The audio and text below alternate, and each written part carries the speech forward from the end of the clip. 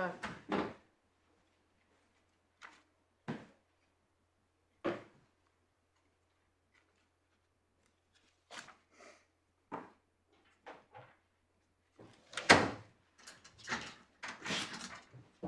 Court rise.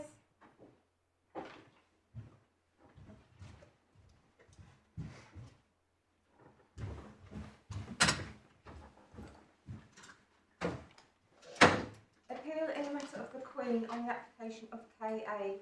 and the Secretary of State for the Home Department.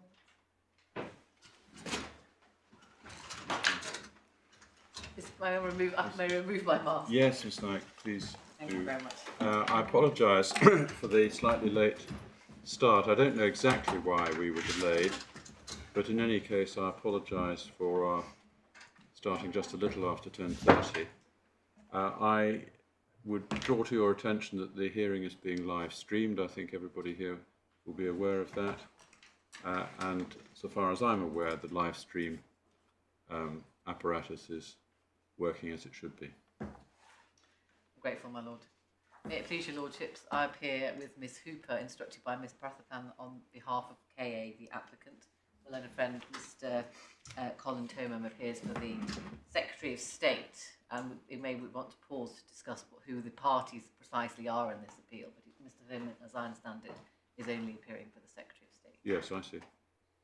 My lord, there was a direction from my Lord Justice Lewis in relation to serving the Lord Chancellor. The Lord Chancellor was served and has indicated that he has no wish to add anything further to the submissions of the Secretary of State. There is a letter to that effect, which Mr. Tomam, I think, has.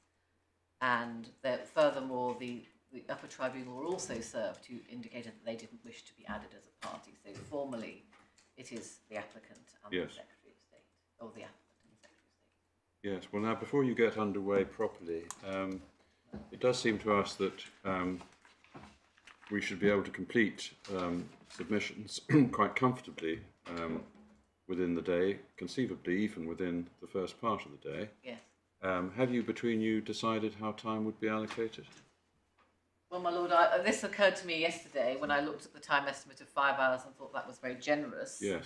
And perhaps it should have occurred to me sooner. But I've indicated to Mr. Tomam that perhaps if we could aim to finish by lunchtime or replies after, short reply after lunch if necessary, I could open for an hour and a half, Mr. Tomam, at midday or thereafter, and then replies if necessary from the applicant. Very the good. issues are fairly narrow in one sense. They are. You can assume that we have read the skeleton arguments carefully and are familiar with at least the salient materials in the bundles and with the relevant authorities to which you refer in written argument. My lord, I just wanted to confirm, if I may, that the court has all of the... There was a small supplementary bundle of materials that was sent. Yes, thank you very much. I hope that's of assistance, Mr. Tomam, and I didn't have a chance to agree it, but anything is not opposed. Just to illuminate, we hope, if necessary, some of the positions we might need to look at coming through the authorities. All right, well that's an agreed... it's the appellant's additional materials, but it's an agreed bundle. No objection. All right. Actually, the only other, there's one provision, statutory provision, that isn't in the bundle, which I perhaps ought to be, which is paragraph 7 of Schedule 4 to the 2007 Act. I'm conscious that I was about to hand it up and I realised that that's not necessarily COVID safe. Well, but if, perhaps I can ask, could I, sorry, do you mind? you can tell. I'm prepared to take the risk. Apologies. We are, for our part, we're quite prepared to take whatever risk there is. I have just sanitised my hands. Well, that's very kind of you. Some hand sanitizer? Sorry. I mean, yes. Perhaps No, if we're going to all these lengths, perhaps we should. This is sorry. This is my first time in real court, I suppose, since this time last year. So oh, really? Yes. I am not familiar with how the court is necessarily going to deal with the COVID provisions. No. Well, I think generally we take a reasonably robust approach. My lord, so what I've handed up there is a copy of paragraph 7 of Schedule 4, which I'm going to ask you to just tuck in behind at the very end of tab 1. Thank you very much. And also the head note for the reported version of KA, which just should have, for the purpose of the assistant report, again, it could just go in either just before 214 in the core bundle, which is where the rest of the judgment is. Right, let's just do that first.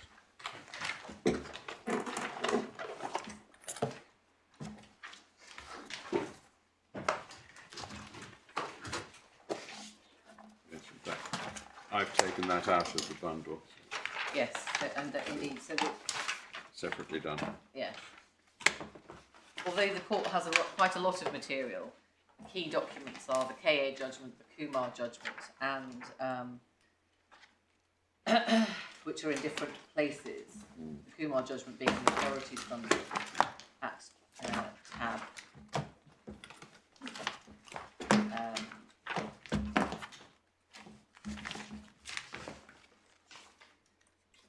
Tab 25. Yes.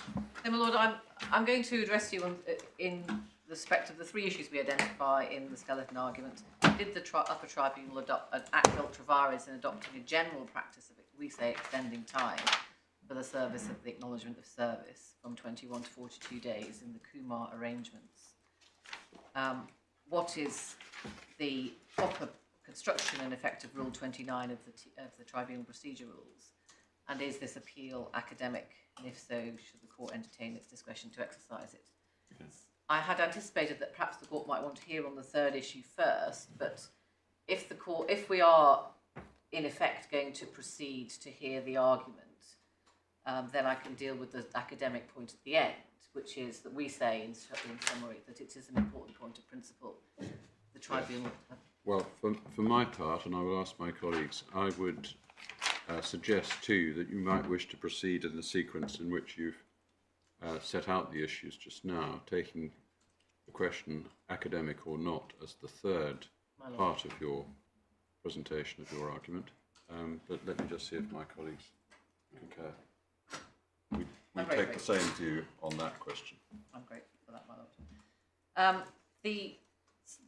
The core question, as we've identified, and I appreciate that the grounds of appeal were drafted some time ago by my learned friend Miss Hooper, but Lord Justice Singh granted permission on the grounds as I've identified them in summary terms. The first question. Before you get to the grounds, it might be helpful if you identify what you're appealing against, because the notice of appeal says you're appealing against the refusal of permission by Mr. Ockelton. Well, you can't be appealing against that. No. And the notice and direction at page 212 is that the tribunal ended the arrangements with effect from the 1st of January 2019, and you're not appealing against that because you want them to end.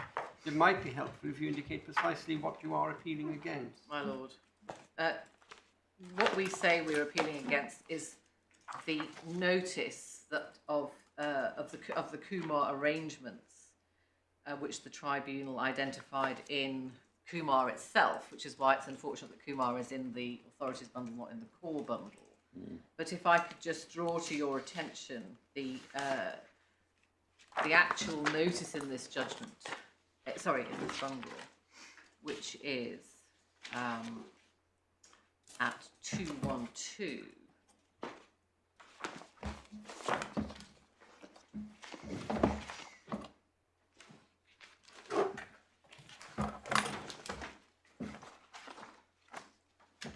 This is the notice and direction from the court in this case, which is, upon the tribunal having heard the matter of the arrangements in Kumar, which had been severed by the tribunal from the main proceedings in these judicial reviews, the tribunal hereby issues the attached decision ending those arrangements with effect from the 1st of January. So bear in mind that this was on the 13th of June, when the notice was issued.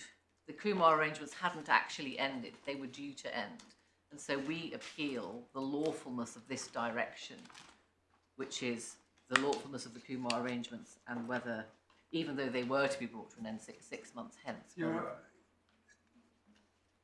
saying they should have been brought to an end immediately because they were unlawful. Is that it? That's, my lord. That is, they should have been brought to an end because they were unlawful, and they should, we say, of course, never have been made. But for the purposes of our client bringing her proceedings,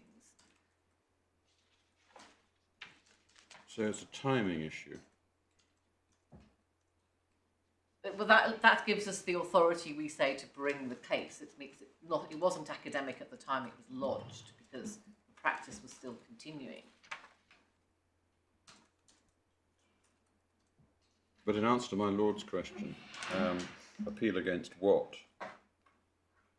The appeal. The substantive complaint is the timing of the withdrawal. The substantive complaint is the fact of the Kumar arrangements, one, as to whether they were lawful and they were applied to the applicant, this appellant's case, and two, the timing, because they weren't withdrawn immediately, notwithstanding the tribunal's indication as to what was going to happen in the future. But the primary point is the lawfulness of applying the Kumar arrangements to the appellant's case. In this case, and then its purported general applications to all judicial reviews that lie within the Upper Tribunal Immigration and Asylum Chamber. So that's why we say it has a breadth of application, which feeds into our ground three as to why it's important that this court rule on the breadth of the tribunal's practice, and we are appealing also on the ground of the erroneous indicated that they would normally to the rule 29.1, which we say was impermissible for the tribunal to adopt generally, because it is impermissible for the tribunal to amend the rules in this fashion, and in addition to, in circumstances where it binds other cases, where there is a statutory rule-making provision. So the tribunal is a creature of statute. Of course, I don't need to tell you that, my lord. But the tribunal is a creature of statute created by the TCE. The rules committee set the rules. There's detailed provision in the statute for the making of practice directions, practice statement, and guidance. And this, in fact, is what the tribunal are doing was an amendment to the rules. That's our primary argument. And the second, we say the rule is mandatory. 29.1 provides for a 21-day time limit. Yes, what do you mean by mandatory? I know it means you must do it, and what happens if you don't? Yes. Well, this is I'll come on to that, my lord, if I may, when we come to the construction point, but I accept that the tribunal sought to do what they did, or explain that they're doing what they did by an analysis of the rule, which they claim didn't, in fact, contain what we would otherwise know as a mandatory time limit within 29.1, 21 days. Well, your complaint really is that this was in substance, a Beauvale repugnant interference with the rules. Indeed, my lord. That's the essence of the submission. Isn't Yes, we say it isn't. Beauvale is binding on the tribunal. I appreciate, of course, that Beauvale was dealing with the CPR and the Civil Procedure Act 1997, but the principle in my submission is that, as we have identified in the skeleton argument, that the principles of Beauvale apply directly to this circumstance, and the two ways in which I'll come to in a moment, the way in which the tribunal sought to distinguish Beauvale are in fact not proper bases for to be distinguished. And I will come back to that in just one moment. But just coming back to the way we put our case on Byries, which is either that it's impermissible per Beauvale for the tribunal to amend the rules, or that in any event, if this was purportedly guidance, it was unlawful guidance because there was no power for the tribunal to make such guidance, and that's in part why I handed up paragraph 7 of Schedule 4 this morning, just because that should have been in the bundle, because that's the only power that the tribunal chamber president has to make guidance, absent getting the authority of the Lord Chancellor and or the senior president, my lord, the senior president. So that's important. The construction of paragraph 7 of Schedule 4 may be important when we look at whether that is we say it's a descriptive, not originating power, i.e. it doesn't allow the tribunal to do to create a further regime which is actually provided for in the rules. It is common ground, I hope, that there's a hierarchy of rule making, which we have rules, practice directions, and then practice statements. I also don't understand my learned friend Mr. Toman's point to be relying on paragraph 7 of Schedule 4, which is partly why it was omitted from the bundle. So I just put that in for the sake of completeness in case the court wanted to examine that question. So we say that the rule, we'll come on to look at the rule, but the unlawful, the guidance is unlawful if it were guidance as opposed to a rule, as an ultra vires rule amendment, because there was no power to make it, and the tribunal haven't identified, we say, a power to do so. And I wonder if it's perhaps just appropriate to just go straight to the judgment perhaps it's appropriate to go first to Kumar and then to KA. I apologise that they're in different bundles. Right.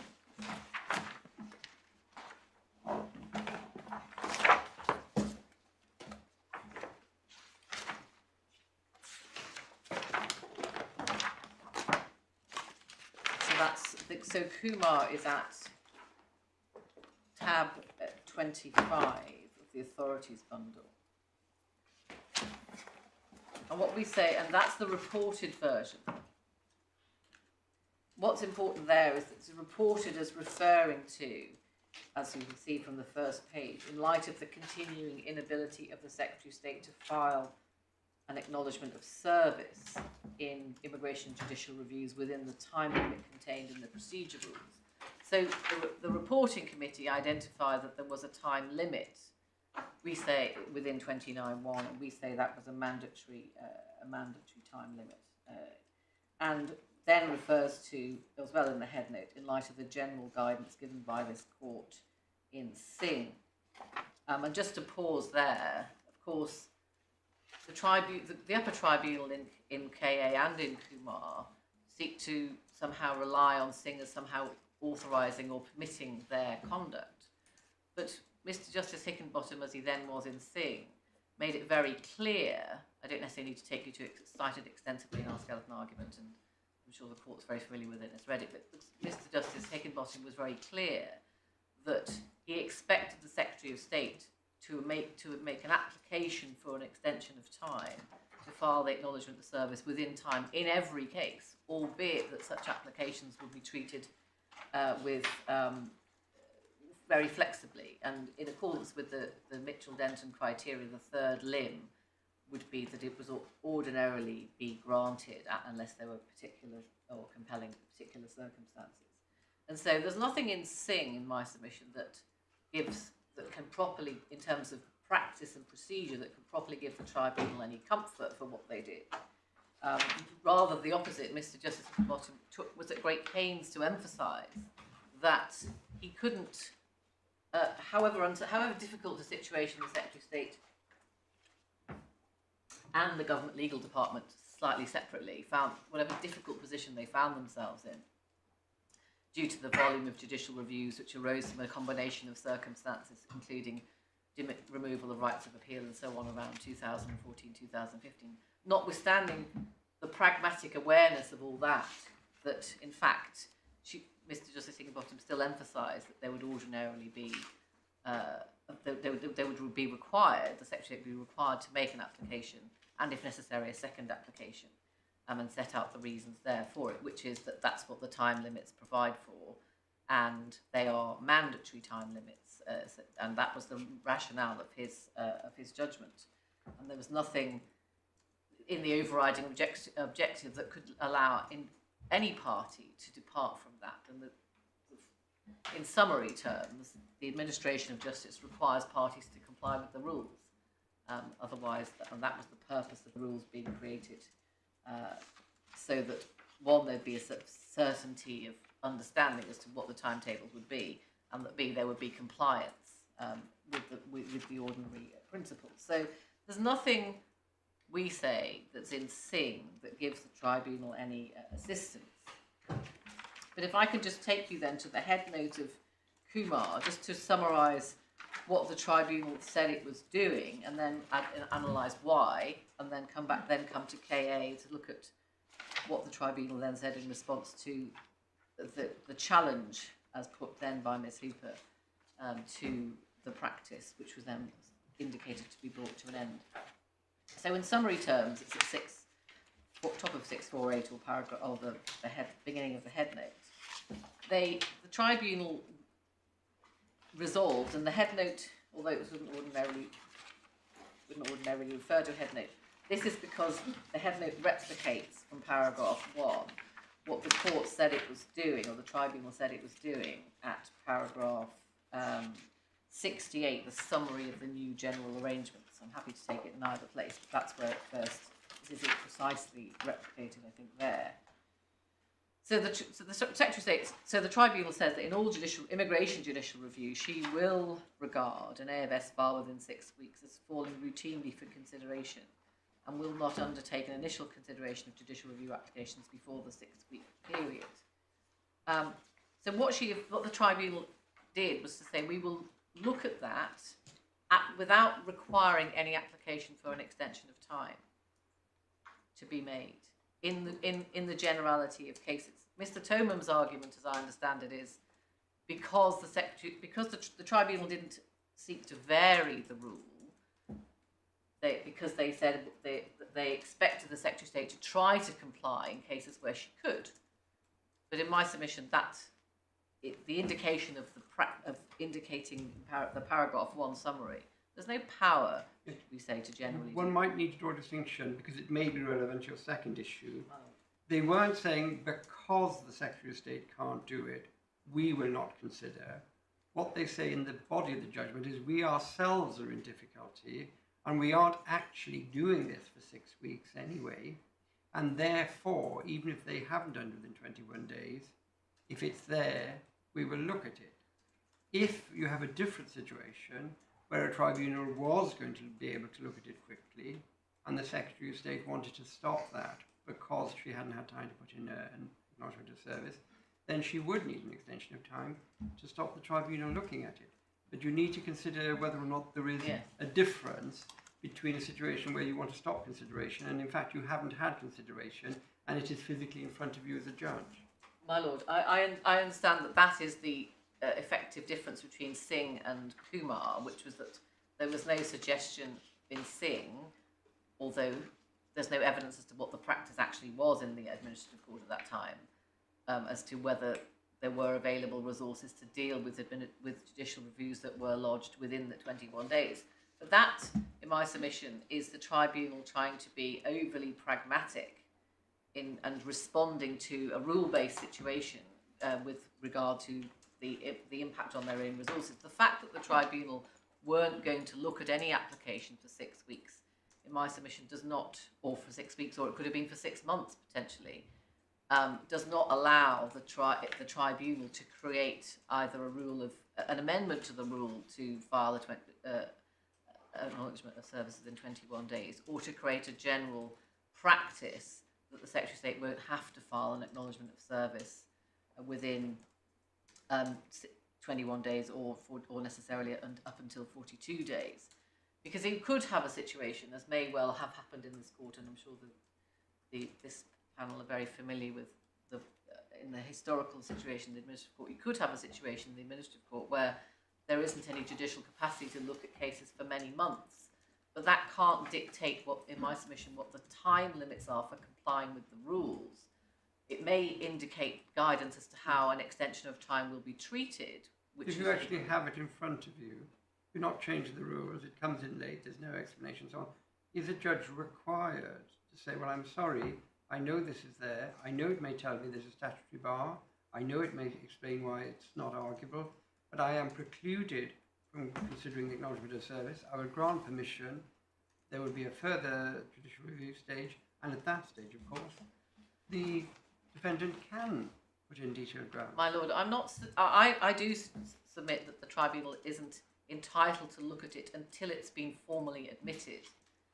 And in the administrative court, in the administrative court guide, which is why we put in that little sample of the in the small bundle, that the acknowledgement of service may contain a retrospective application for an extension of time. That is one way to deal with I hope to deal with my Lord Justice Lewis's question, which is that a retrospective application can be made, and therefore, if it does arrive on the judge's desk within 6 weeks or whenever, that because the application is made, then it is formally admitted, as long as the judge wants to formally admit it. I mean, he or she will be guided, no doubt, by particularly the third Denton-Mitchell stage of how to give right to the overall overriding objective and the compelling circumstances. So once it's been admitted, then that is the logical consequence. You don't have to go to granting permission and going to detail ground stage.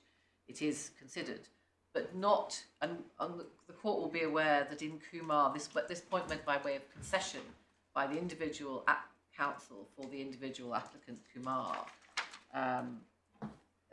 before the tribunal. I can just give you the reference. Which is at paragraph 56, sorry. Mr. O'Callaghan very properly accepted the interests of justice required the judge to have regard to the documents. I accept that when dealing with an extension of time application, the court may well consider the question very flexibly in favour of the Secretary of State that the tribunal would have regard to the contents. But there is no rationale as to why the overriding objective would allow the tribunal to dispense with the requirements of the rules, or to set. So, just so I got it clear, you said it's mandatory, and you said there's got to be a decision formally admitting it. Yes. A judge in the Upper Tribunal who is dealing with it in week 5, yes, the acknowledgement of service hasn't come until week 5, cannot look at it unless there is an application for an extension of time. Yes, my lord, that's our submission, and the reason we say there doesn't create any. I appreciate that what all courts are trying to do is create a workable administrative system for such cases, but it isn't a problem for the Secretary of State to do that because it is in section D of the form. It is provided for the administrative court guide. Just make the application, say we weren't able to get instructions until this date, and then can I take you to that passage in the administrative? No, Snag, before you do that, all time limits in rules are mandatory. Yes. You are required to do this, but they're all mandatory, yes, in that sense. And equally, that jurisdictionally, there is power in the tribunal to extend time. yes. So why is it not simply a matter of sensible generic case management to extend time generically, but always allowing for exceptions in a particular case? What's wrong with that as a matter of ordinary generic case management? Well, my lord, that is the point which which Mr. Justice Higginbottom was confronted with in Singh, and identified that there was no such power, however much he would like there to be. There's a power to case manage, there's a power to extend time. So why not just simply, on pragmatic grounds, say generically, this is what we're going to do, provided always exceptions can be made out?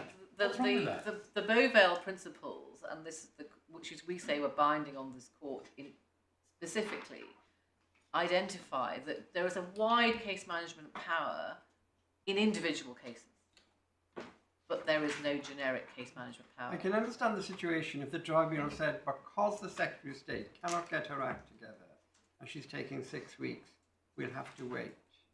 But that wasn't the situation. The situation was the tribunal itself was inundated and it said, we can't look at these for 6 weeks. But the question then is, why should a tribunal, faced with an acknowledgement of service, which in the claimant's interest, the defendant's interest and the public interest, might simply show that the claim was misconceived or out of time, or there was a better alternative remedy, why a judge has to say, I'm sorry, I cannot even look at this document because it doesn't contain the magic phrase, I apply out of time, or if it does contain the magic phrase, well, my lord, the judge refuses. We say the magic phrase to answer both of my lord's questions, I hope, which is that those are the rules. We talk about mandatory time limits. We talk about the tribunal having the power to extend time in individual cases. And it's actually an easier point to answer in my submission in an acknowledgement of service whether the document has arrived. If the document has arrived out of time, there is simply no reason why the Secretary of State, when lodging that document, cannot apply for an extension of time in the body of the document. It's simply. there may be no reason why she can't. Yes. But the question is whether the tribunal should not look at it. You've got Rule 29, allow. You've got Rule 7, waive requirements. But in my submission, coming back to the core point, which is you have a mandatory time limit, which that's how everybody in my submission had understood what Rule 29 was. It's a mandatory 21-day time limit. It can, of course, be extended through an individual case management decision. It can be extended retrospectively, see the admin court guide. And even if the Secretary of State knows the tribunal, as a matter of practice, isn't going to look at something for 6 weeks, could be that the tribunal is going to look at something for 6 months. There is no reason, we say, and it would be contrary to the good administration of justice and abiding by the rules which are made for a purpose, to allow a document to be admitted, to go to the tribunal without any formal process to admit it. You now refer to a second thing. You refer to an application, even retrospectively, to extend time. You then refer to an individual case management decision. Yes. What is a decision by a judge to pick up the paper and read the document, other than an individual case management decision that he or she is going to allow it to be read or is waiving the requirements under Rule 7? They may not be recorded in the decision, but isn't it necessarily inherent in the fact that the judge chooses to have regard to it? It's self the decision that says, yes, I know it's out of time, but I, the tribunal, will be assisted. Well, we say that it would be a rare case for the tribunal to say, if this were an application for extension of time, but it hasn't been made, I would refuse it under the Denton principles. But nevertheless, I would like to admit it because it will assist me. You said there could be an individual case management. You refer to an extension of time, Yes. and you refer to a second category of affairs, an individual case management. And I'd be grateful if you could assist me just on what that individual case management decision is that you're talking about. Well, so my lord, that there are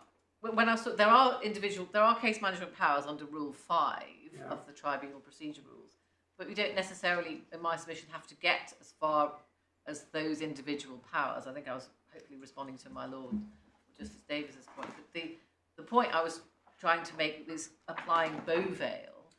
Beauvale says that there are broad powers to extend time, broad powers of individual case management. We say that that an acknowledgement of service is provided for under 29(1), and that therefore 29(3) is the power to extend time, or it is the power which tribunal need to engage with in order to extend time, and that there are other broad case management powers more generally in the interest of the overriding objective, but that doesn't dispose of where there is a formal rule to require that the AFS to be lodged in time, and then time extended. Apologise. Forgive me. What would assist me, at least quite soon, I think, would be to look at Beauvale, Yes. to isolate the basis for the decision in Beauvale, and then to apply that law to the particular construction that we find in the Kumar decision. Yes. If I can take you to Beauvale, which is at tab 11 of the authority from.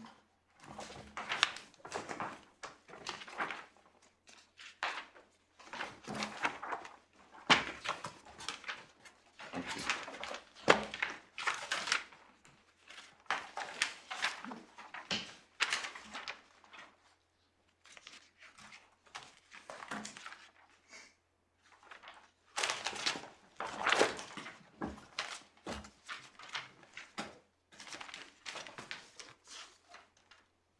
So this was a majority decision by Lord Justice Waller and then Lord Justice Dyson.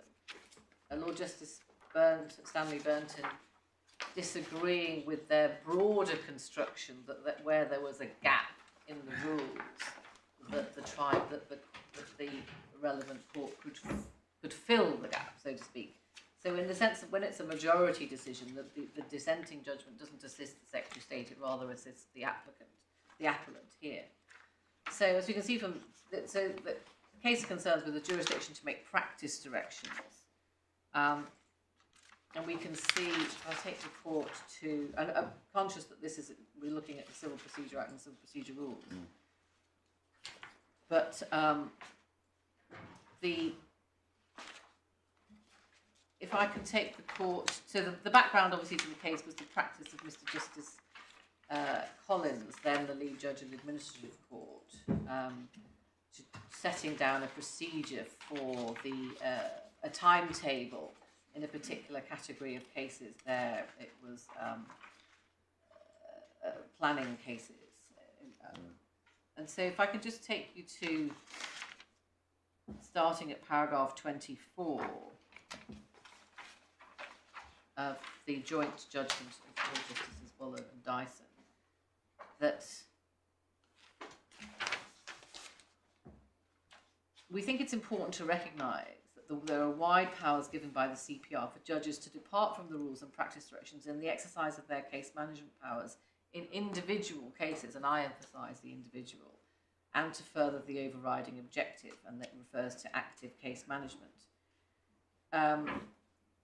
Down to paragraph 26, the above give wide powers in individual cases, but cannot be construed in our view as giving the power to individual judges or to any court simply to vary the rules or practice directions generally.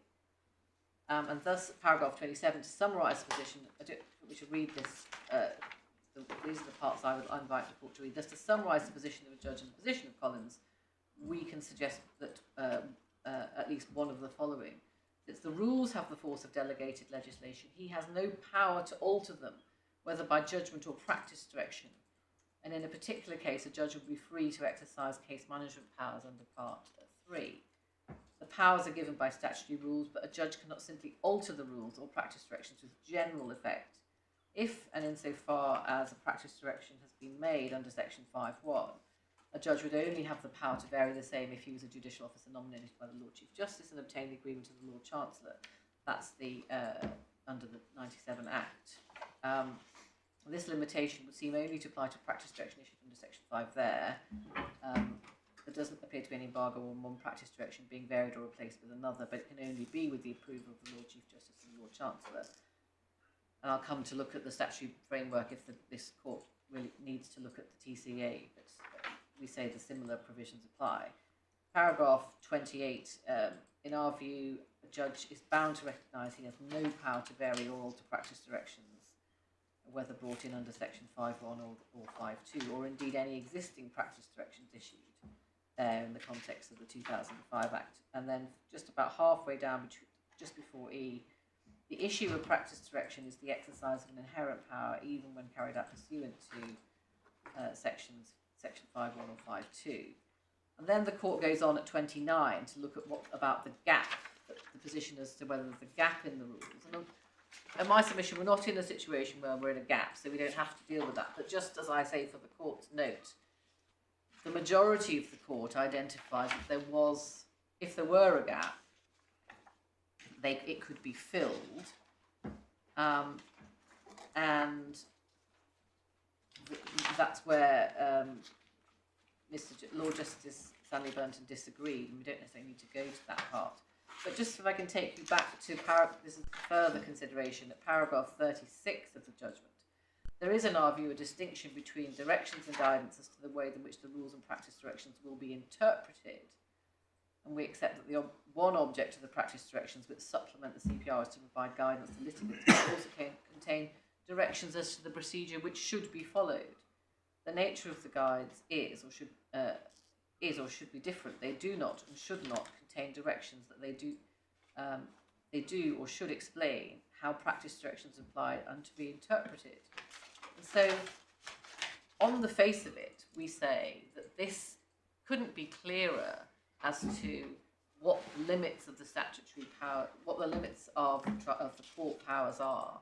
They are limited to individual case management decisions. I've called it case management. What I mean in this context is 29.3 extension applications, and or any other individual case management decision that may direct the Secretary of State to file an air vessel within a period of time and so on.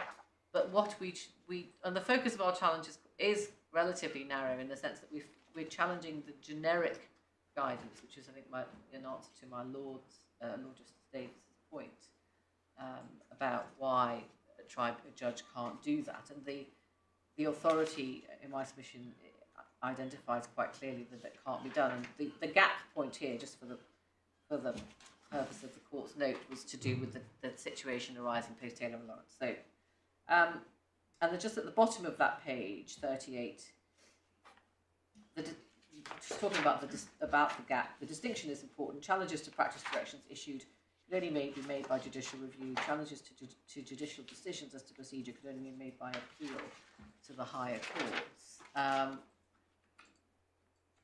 And although we accept that there's much to be said for a judgment which includes directions as to procedure, which is a practice direction, that we can't accept that's what Parliament intended when it enacted the 2005 Act. So the court tie themselves very clearly to the statutory power, and they simply and they, where there was a gap there, they as I say, the majority said that they creatively perhaps tried to fill it. But Bovell was a case where the rules specifically provided that the defendant was not required to file defence. That was specific in the rules. Yes. And I've said the decision of Justice Collins positively controverted what the rules said. But here, in the present kind of situation, that isn't so, is it? Because there's always power in the tribunal to extend time. Well, my lord, what we say is that there is a power to extend time, but it has to be read in context. The context is that we say a mandatory time limit, which is 21 days, and a power if you're saying mandatory time limit, that adds nothing, because all time limits are there to be required. There's nothing in the rules which says or said, if you do not file an acknowledgement of service within 21 days, you may not thereafter file an acknowledgement of service. The rules don't say that.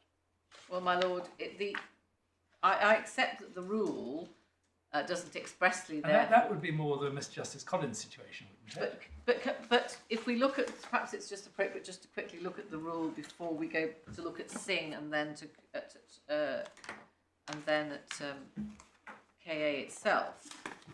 But Rule 29, so that's at tab 2, page 125.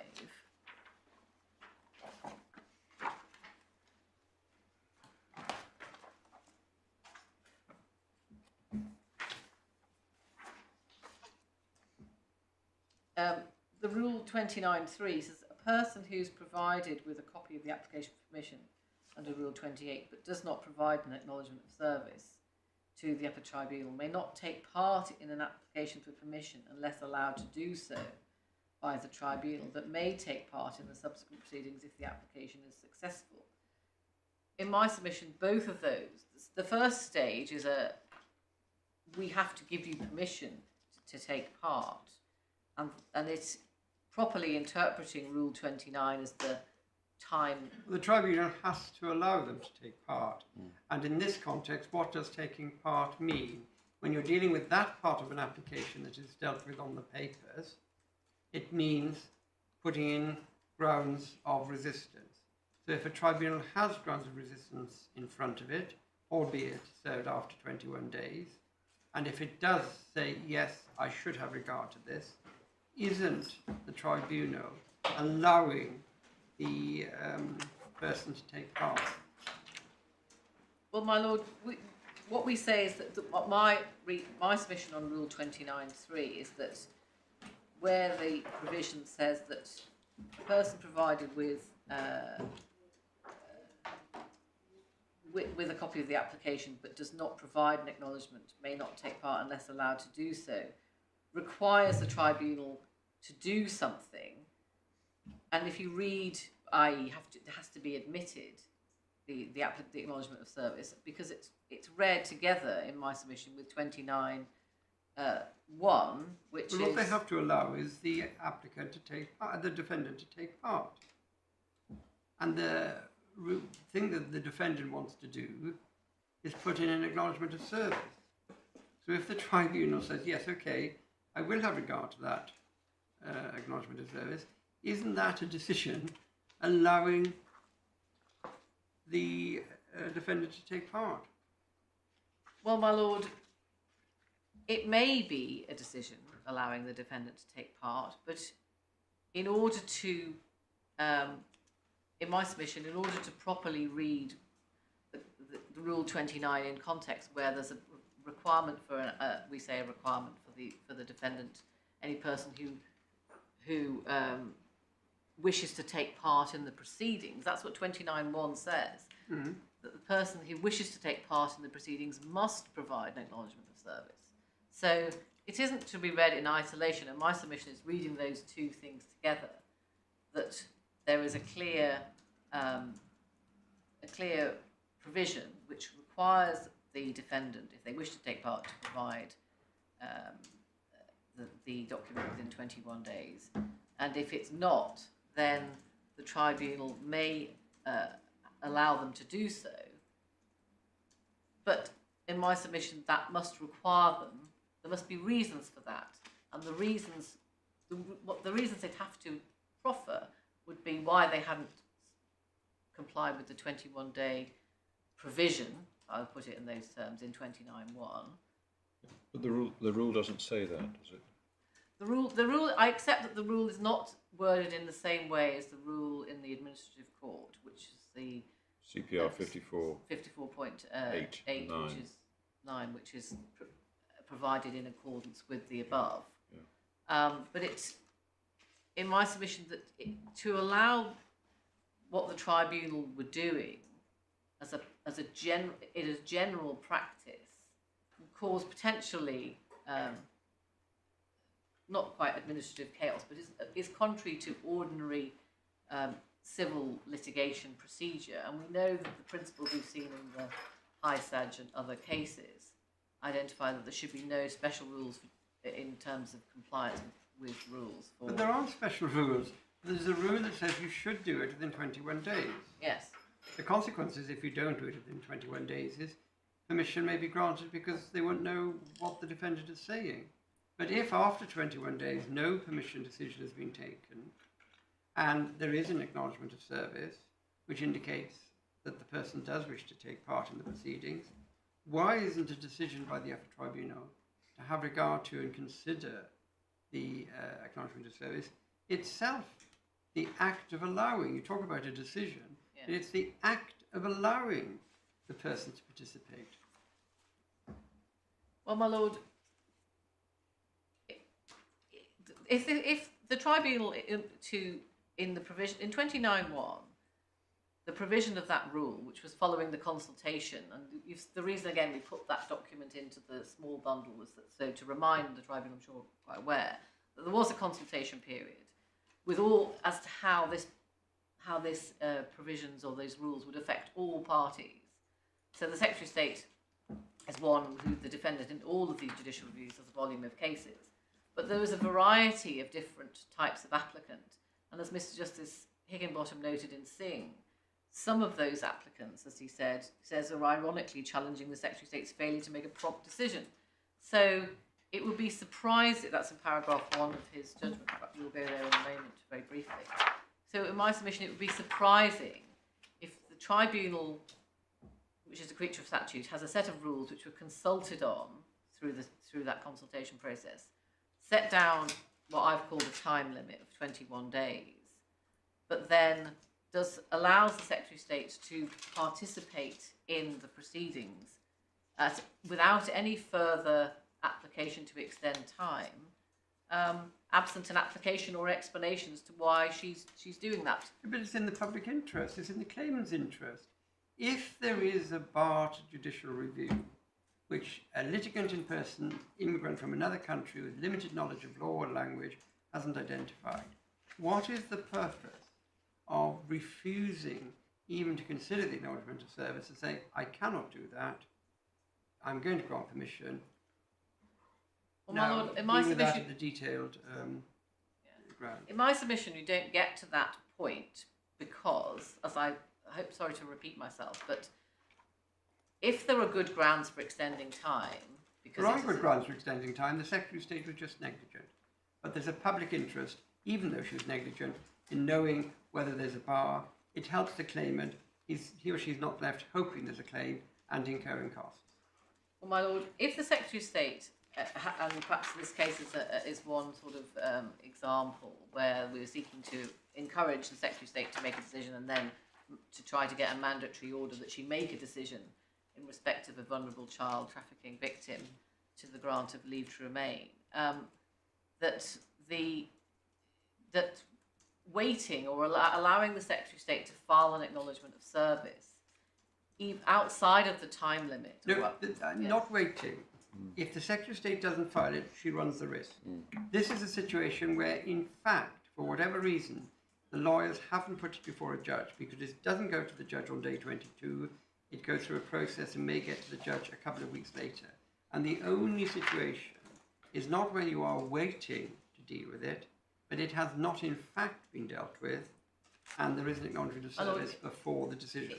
If that is what the rules were intended, the situation the rules were intended to cover, where that you would effectively disapply the Denton-Mitchell principles and effectively say you don't need to apply for that's what was intended by the rule, because the Secretary of State routinely acts negligently, but it's still in the public interest in most times to have acknowledgement of service. We'd have really expected to see in my submission some sort of consultation about why that rule was enacted differently to the judicial reviews, to the CPR.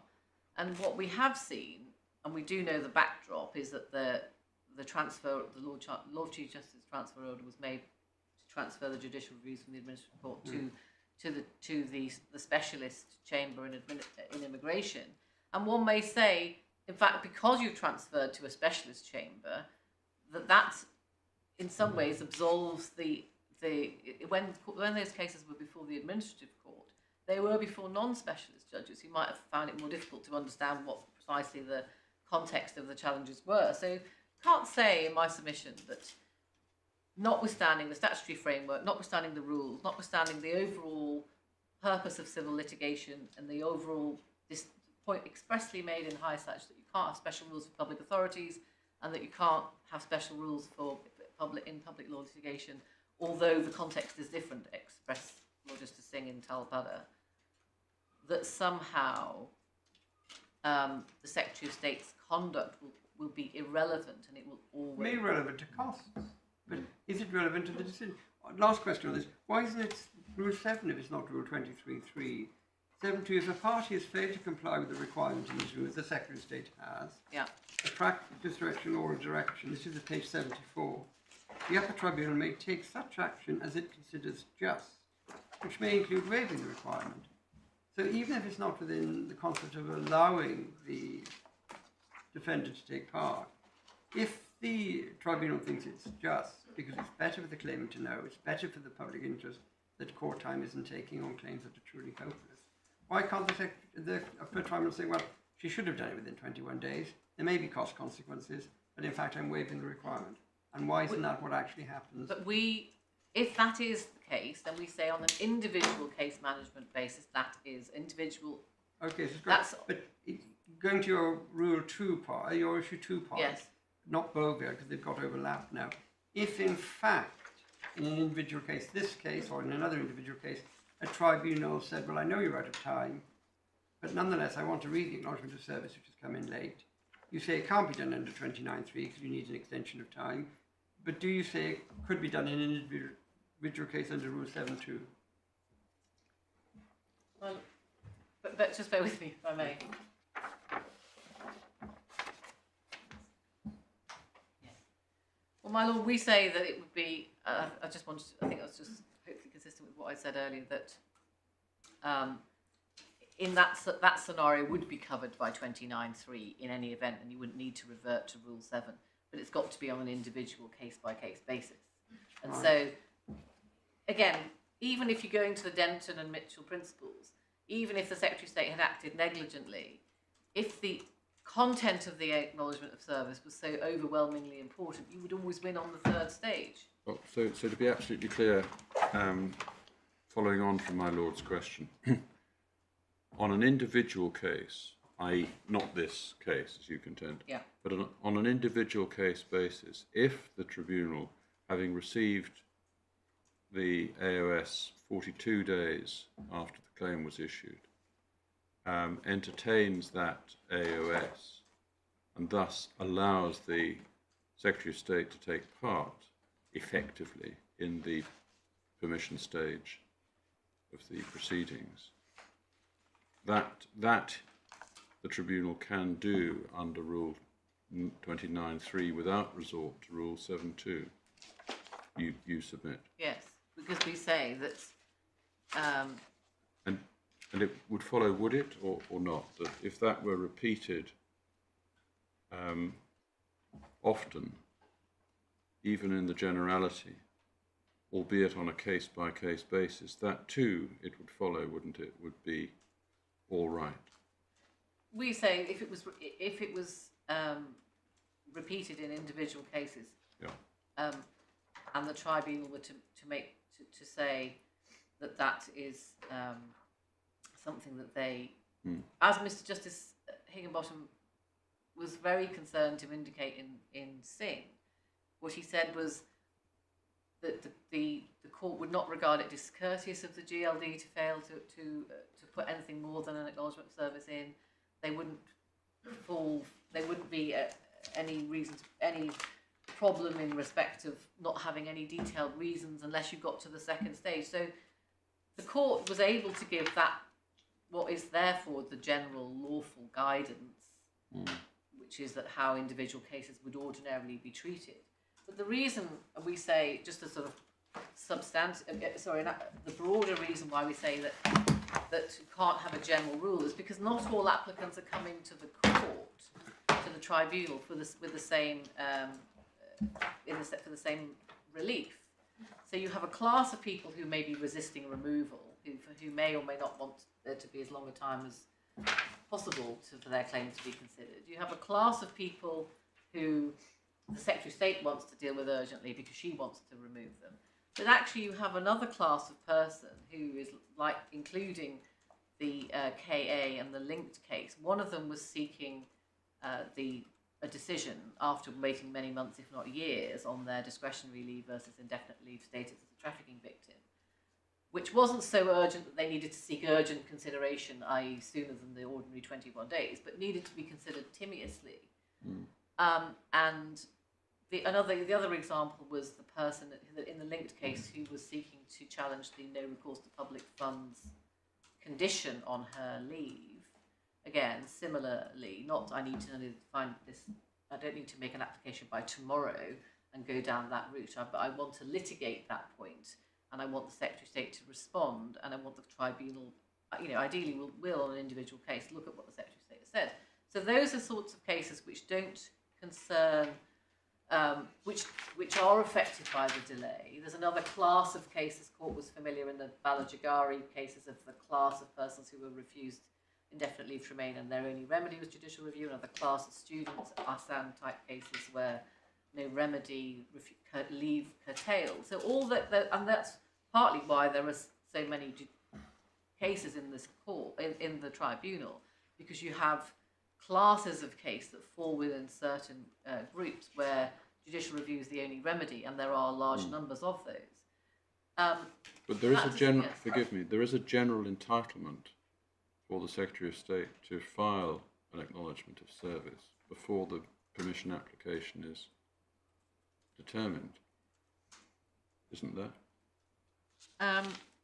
Inherently. Well, the corollary of that might be that if in a particular case the tribunal went ahead and dealt with a permission application, as it were, within 7 days without receiving an acknowledgement of service and without abridging the time for acknowledgement of service, that order might be set aside, mightn't it?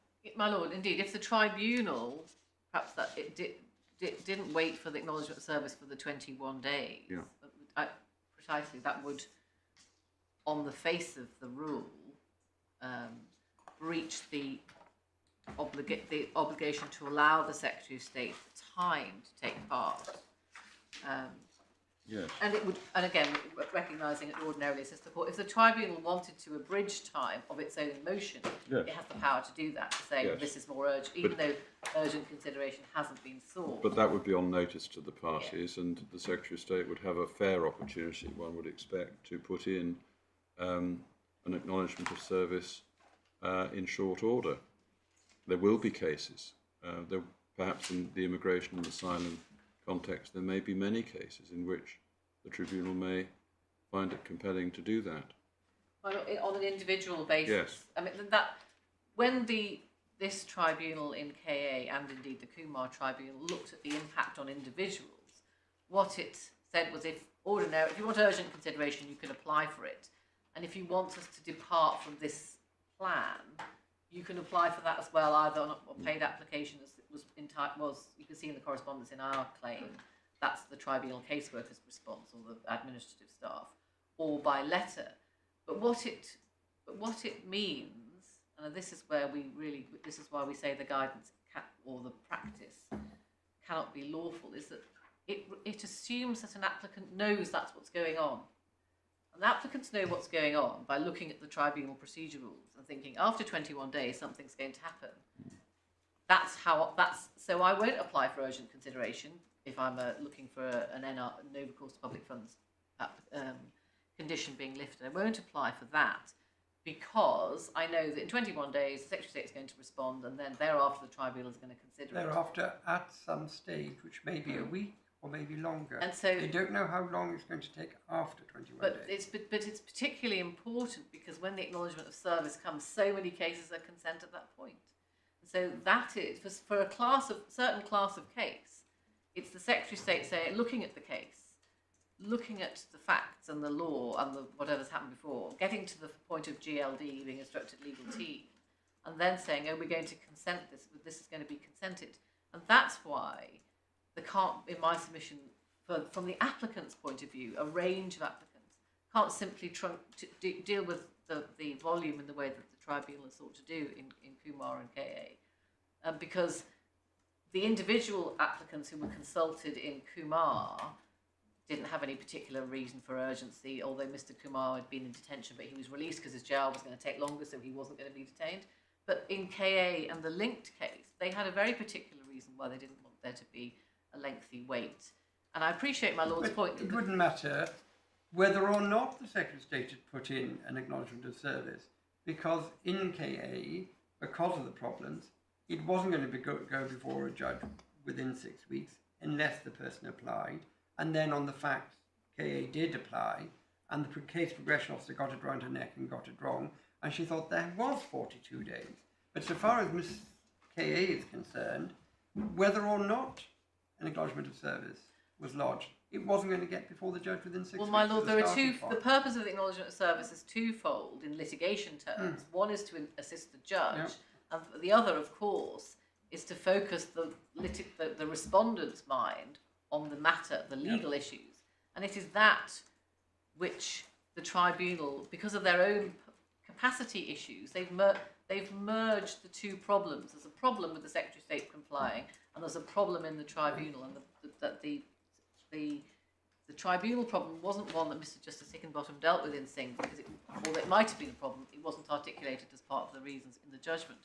But the acknowledgement of service and the provision of that 21-day limit, as I'm calling it, came out of the tribunal, the consultation period, and it allows parties to know what the Secretary of State's position is after 21 days. No, that's the consequence, but the rules provide that if you want to take part, you must do it. It's not the requirement of the rule, that's a side issue. Well, my Lord, one may say as well that although it assists the court to know what the Secretary of State's position is, again, back to the applicant will want to know whether the Secretary of State is going to resist or not resist. If they're not going to resist, then they may be entitled not only to consider the Secretary of State is not going to oppose, and in any event that there's a cost-benefit to them if the acknowledgement of service is filed late. So there is an important purpose, we say, in the rule that's provided for being complied with because it has a direct impact on. Nobody disagrees with that. It's a good thing. The Secretary should comply with the rules. This is a different discussion. If she hasn't, what's the consequence? My lord, and if she hasn't, we say that she's obliged to apply for an extension of time within the acknowledgement service because that it can be done retrospectively, so it doesn't impose the additional SING-type burden that's necessarily required, which is at the 21-day point. It can be dealt with later. So compatibly with the tribunal's own practice of waiting for 6 weeks, the tribunal could have had a practice of waiting for 6 months because they had no capacity.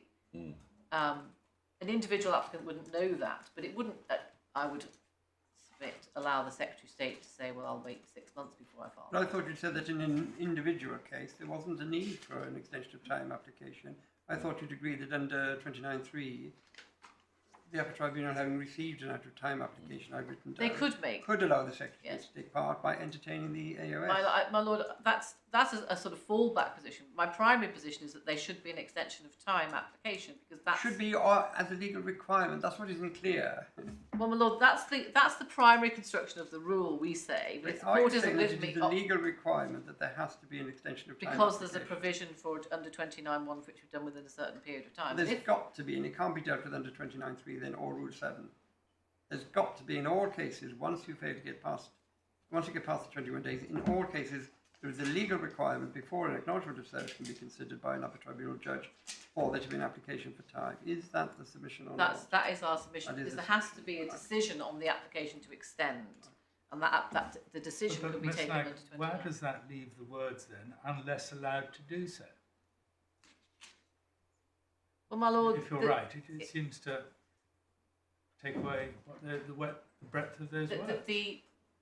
This court would have to be satisfied that Parliament intended the tribunal to have a wide-ranging power in each individual case without the Secretary of State seeking an extension of time in order to say, unless allowed, in order to read unless allowed to do so, meaning without any application from the Secretary of State, without an application from the party. But what do the words of 29.3 mean? May not take part in the application unless allowed to do so. You seem to be raising a construct of formality, which 29.3 does not seem to envisage. My lord, Can we? Sorry, but I don't want to cut in unnecessarily. But just, if I may, to refine the question a little more than my lord's question has taken it. If we look at Rule 29, and I think this is the thrust of my lord's question. Yes. If you look at 29.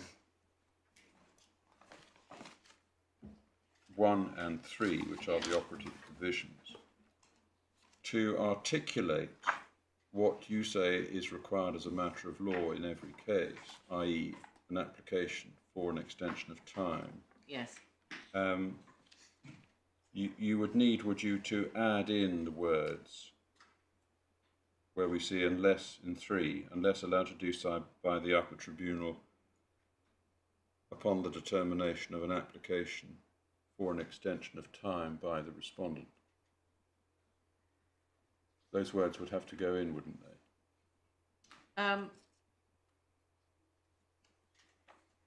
To articulate the proposition that you say perhaps is it's correct right to say that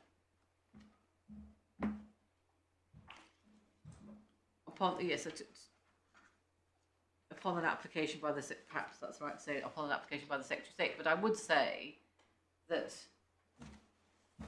we're talking about a document that's been filed by the Secretary of State.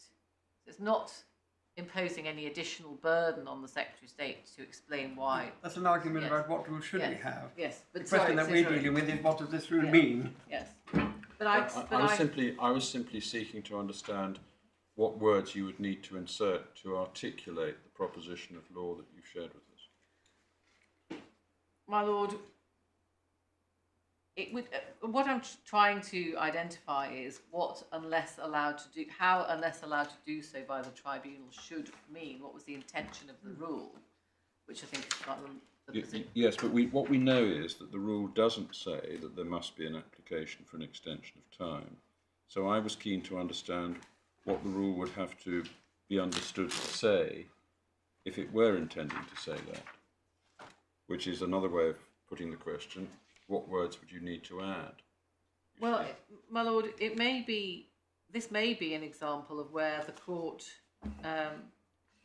you wouldn't necessarily need to add words, but that it could be dealt with by way of some further guidance or direction, practice direction, by saying. So some further guidance, and that would have to say what? It would have to say, give the criteria for or the context in which allowed to do so by the tribunal, what that would mean. For example, where the application was out of time, and the principles that should be adopted in considering such an application. Forgive me, but are you not then writing in notionally further words into 29.3? Because you're in effect adding to the words, but does not provide an acknowledgment of service to the upper tribunal. You're adding notionally the words within the time specified in sub-rule 1. You're writing in those words, and it doesn't say that. Yes, you say that should be notionally written in. I accept that it doesn't say that, but I do say it should be written in because it's a part of a rule that it's a rule as a whole, read consistently with what was intended by, as we've been through the context of how this rule came into being within the time specified in 29.1, and that's probably in my submission. Right. Well, can I then just say what's the position then, for example, on your argument? Look at Rule 2, capital A, and there is an inadvertent failure to serve the acknowledgement person on one of the named persons. Is your argument then the same?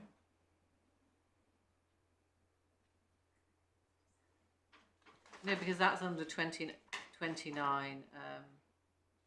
2. We were just talking about 29.1. I know you're talking about 29.1, but why 29.3 on your argument only confined to 29.1?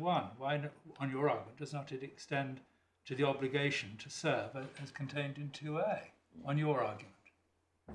Well, my lord, as contained within 29.1 and or 29.2, I can see that there's a point of that, because we've said that the acknowledgement service serves two purposes. One is for the court and one is for the applicant, and the purpose of having the rule to serve on the court and the applicant is we say that those are the rules of litigation that Parliament has provided for. So we do say it should be read in that. It would be bizarre if the Secretary of State hadn't got her act together and couldn't tell the applicant that the claim is going to succeed and he needn't worry within 21 days. But if she managed to get her act together on the 22nd day, she knew that she was going to do that. She couldn't put it in an acknowledgement of service and tell both the upper tribunal and the applicant. What must she do? Tell the applicant and say, I can't at the moment tell the upper tribunal this, but I'm going to tell you that I'm actually going to give you the leave that you want. And that may mean the tribunal is going to waste time and grant permission because they don't know about this, but I'll sort it out at a later stage. It sounds no benefit to anyone. My lord, the obvious solution to that is that the Secretary of State files her application to the tribunal to say, I'm asking for an extension of time because I'm in negotiation with the applicant. That's one thing she could do. Why can't she just do an acknowledgement of service saying, I rang the applicant last night, I've confirmed, and I do it here in this acknowledgement of service, I'm going to grant the decision. There's no reason why she can't do that, but she needs to apply for time to be extended, and there's no reason why the tribunal can't admit that. I say that because the same situation, this court or this rule is seeking to create a special rule for immigration judicial reviews, different from other judicial reviews, and unless it's clear that that was the intention when there was of Parliament in the TCE and the Lord Chief Justice's transfer order, by reference to the different wording between 54.8.9 and Rule 29, then I invite the court to adopt an interpretation of Rule 29 that is consistent with other judicial reviews and how those consent and settlement and response mechanisms work, albeit that the defendant, respondent, I totally accept, has a large number of cases but that and the tribunal themselves have a large number. But that isn't a reason when we come back to looking at the construction point in my submission to change the to adopt a different construction.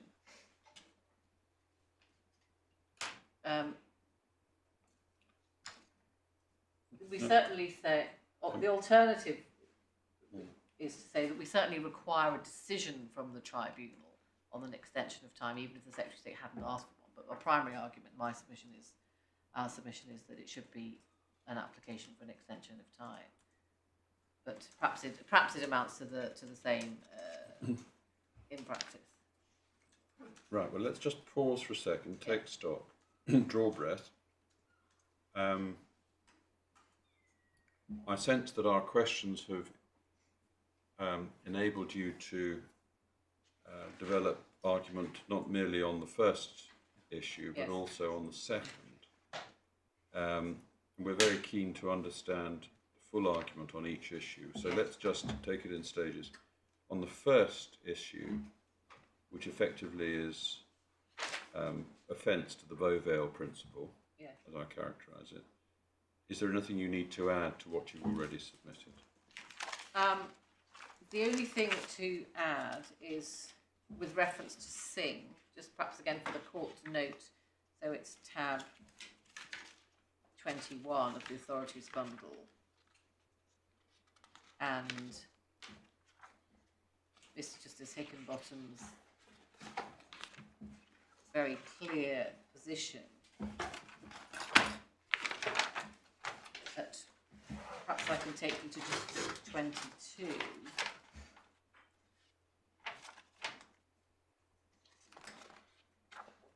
To 23. I cannot lay down any general guidelines. Of course, each case must turn on its own facts. Some cases may go on longer than 21 days. And he says, paragraph 23, as I've stressed, there will always be exceptional cases, but without laying down rigid guidelines, it seems to me, as she accepts, the Secretary of State must stay within a reasonable period of time to generally comply with the timetable. And then he deals with the first application, second application process, and also where cases may appear capable of compromise, paragraph 26. But what he emphasises in his judgment, his lordship's judgment, is that there can't be a general practice. This is going back to the Beauvale point. There has to be an individual case management decision, and importantly, and he says that at 29, every extension 29 must be sought by way of an application which will require appropriate fee. Before making the application, the Secretary of State should seek the views of the claimant with regards to the proposed extension and file any response received. This seems to be, I'm not sure, but can you just confirm if I'm right? He's dealing here with a situation when the Secretary of State wants an extension of time in order to stop a decision being taken without an acknowledgement of service. He's not dealing, is he, with the question of if there hasn't been an application for an extension, but there is an acknowledgement of service, whether the High Court could consider it. No, he's not dealing with the latter, but he's not dealing with the question of trying to stop a decision. He's dealing with whether the Secretary of State is in breach of the rules and whether there's a relief, going to be a sanction.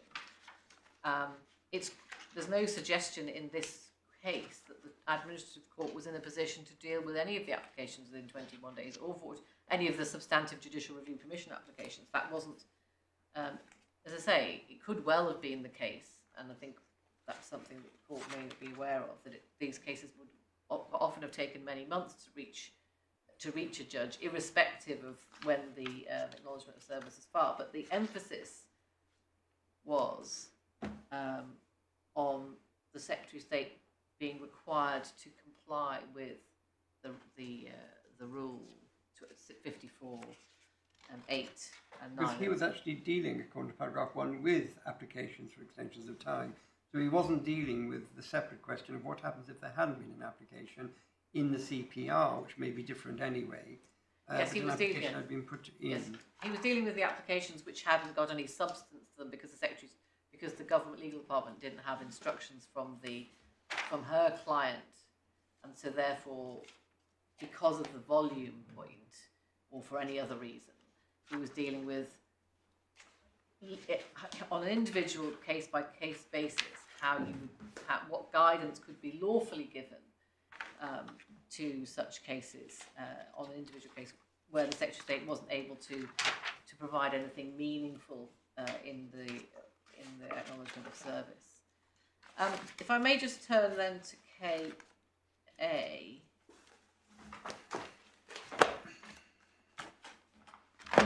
Because this is where, so the court, this is where the court, the tribunal, examined the legal status of the arrangements they made of responding to the bow veil and the construction point. So the points hadn't been taken in the Kumar, when Kumar was originally set up, which had been some 4 years earlier, I hasten to add, which may not have tribunal might have appreciated. So paragraph 4, so the actual judgment, this is at 214 of the core bundle. And at paragraph 4, the tribunal say the need for the arrangements in Kumar arose because of the inability of the Secretary of State to file an acknowledgement of service in judicial review proceedings within the 21-day time limit contained in the rule. So repeatedly through Kumar, through KA and in Kumar, the tribunal are expressly referring to a 21-day time limit. They're not talking about a target. They're talking about why we brought these arrangements in, because that's in the head note as well, with the Secretary of State's inability to hit, sorry, the text in the head note of Kumar, the Secretary of State's inability to file an acknowledgement of service within the time limit. So there's a repeated reference to time limit, which we say supports the applicant's construction argument. The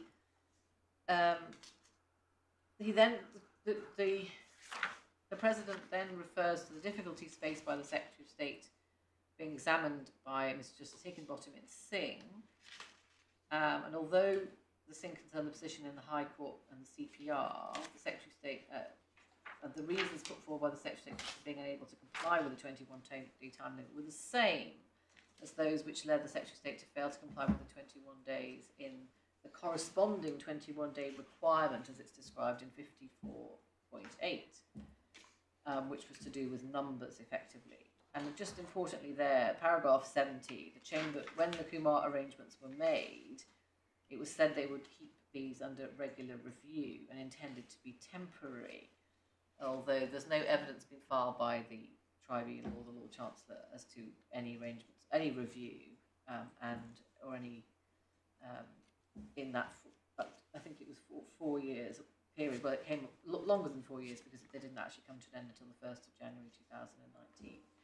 Then the tribunal look at the legal status of the arrangements, which for the first time effectively being raised by Ms. Hooper and Mr. Ball, who were acting below.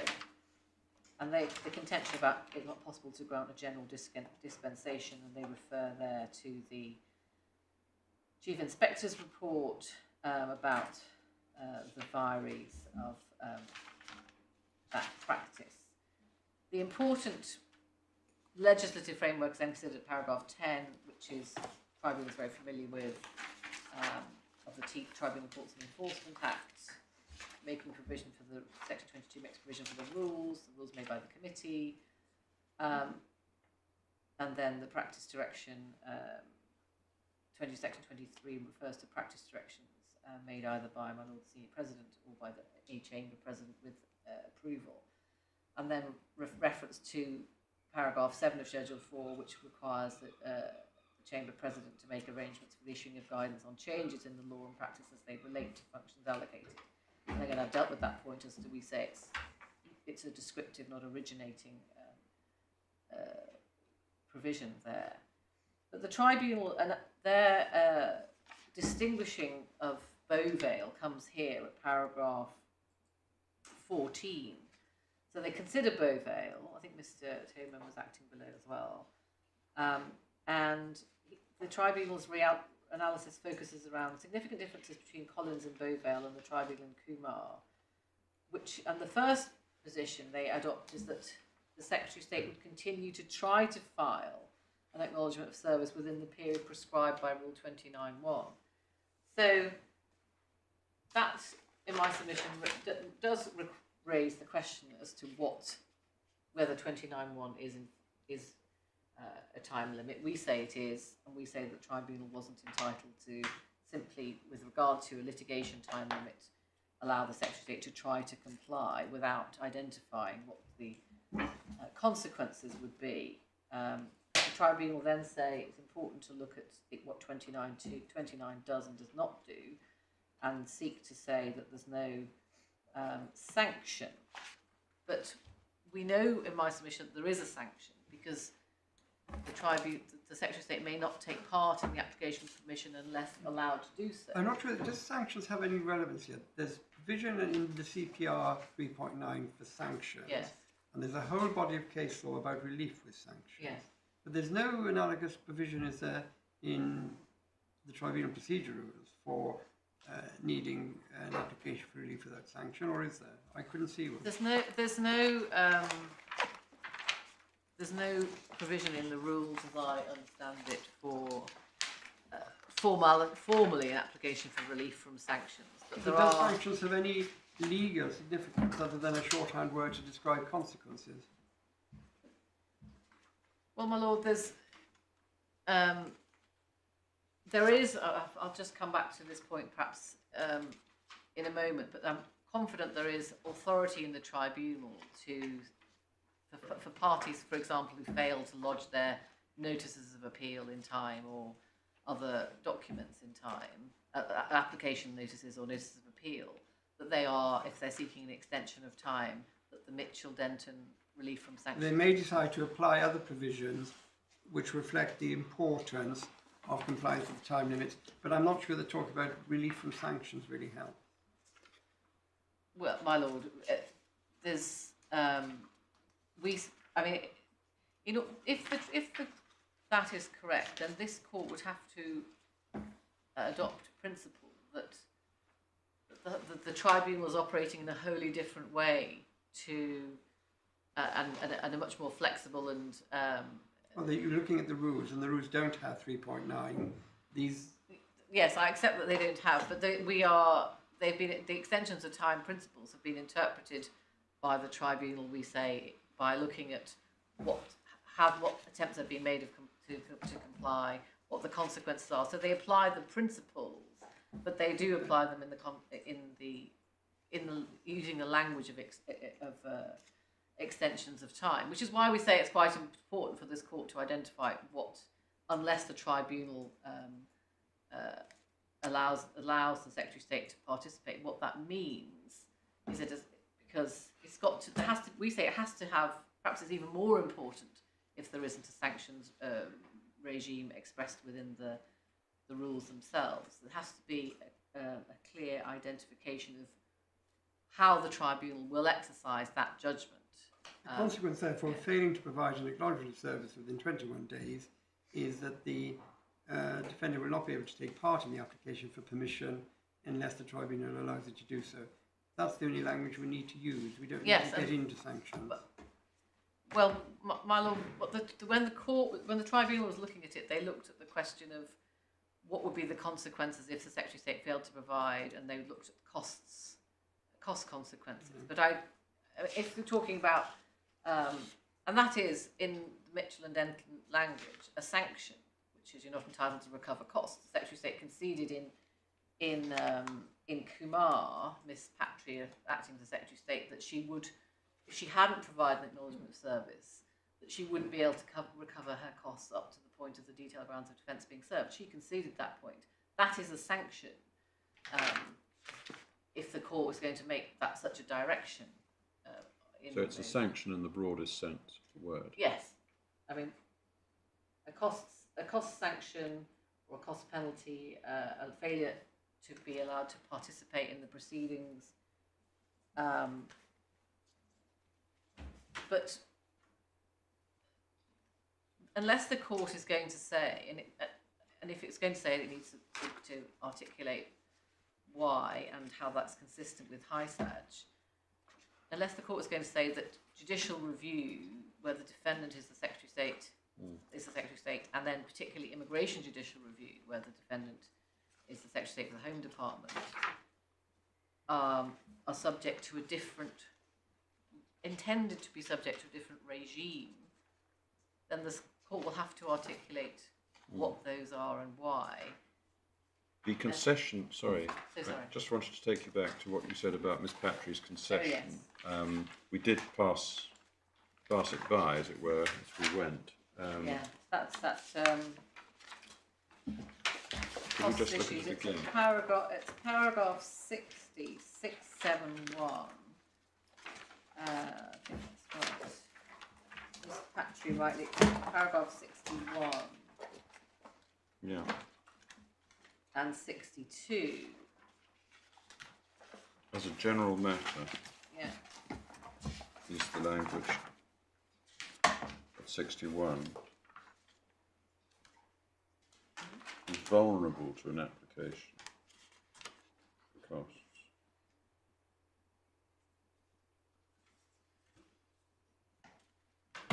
While the decision would, of course, be for the judge conducting the hearing, one can readily see that, save where the judicial review application was particularly egregious, Secretary of State's failure to file an AOS may well have such an adverse cost implications for her. So that's really the way in which it was expressed. Yes, I accept they're there because they weren't dealing with at that point in time with an actual application for costs. That the court didn't consider the. No, so that was really, if one can use such language, obiter, i.e. outside the main current of reasoning. Yes, I accept that, but we said in my submission it informs the question of what my submission. If they conclude that a party's acted unreasonably, can make an order for costs of their own initiative without such an application being sought. But we do say that, coming back to Kumar, sorry, KA, coming back to KA, that. I'm sorry, I think I've misled us all. It's my fault. We've been focusing on 61 and 62, but actually shouldn't we have been focusing on 63, which relates to 60C, which surely is the opposite part. Oh, sorry, I'm 60. sorry, I turned over. No, I think it's my fault for taking us there. So whether the Secretary of State should be entitled to the whole of her or part of her costs. So that is, yes, this is the important part. So if you've said it's in the interest of justice that requires the tribunal to consider the AFS, albeit served late if they're filed before the judge makes a decision on permission, ordinarily the Secretary of State could be expected to be the beneficiary of the order pursuant to Rule 10, that she should receive her costs. But should the position be different where the Secretary of State has failed to supply? And there Mr O'Callaghan for Kumar referred to the Mitchell and Denton provisions. Yeah. But the court concluded at 65 that that wasn't necessarily the case, despite Mr Justice Higginbottom's reference in Singh about the spirit of the Jackson reforms applying to public and private claims, despite references we've made both to Haisaj and Talpada, which the court has, which are in our skeleton argument. They say the reforms don't extend to the cost regimes in the tribunal, whose rules are found, unlike it is in CPR, were in no sense, even the principle of cost shifting is in no sense universal. It's 65 to 67, isn't it? Yes. So And 67 says, accordingly, as a general matter, we would not regard either a failure to file an AOS within the 21 days allowed by Rule 29.1, or indeed a failure to file within the 6-week period discussed above, as itself constituting a reason to refuse to make an order that the reasonable costs of preparing the AOS, etc., should be recoverable by the Secretary of State from the unsuccessful applicant.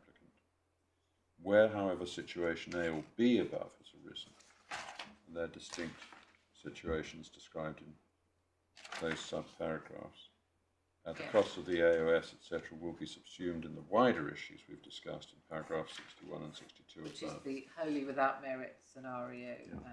So that's what the Tribunal actually said about costs. Yes, so there certainly is the power, we say, for there to be a sanction. How it's exercised is identified on an individual, case-by-case basis. That's the way in which the Tribunal approached it. But certainly, we say cost sanctions can and should apply where appropriate.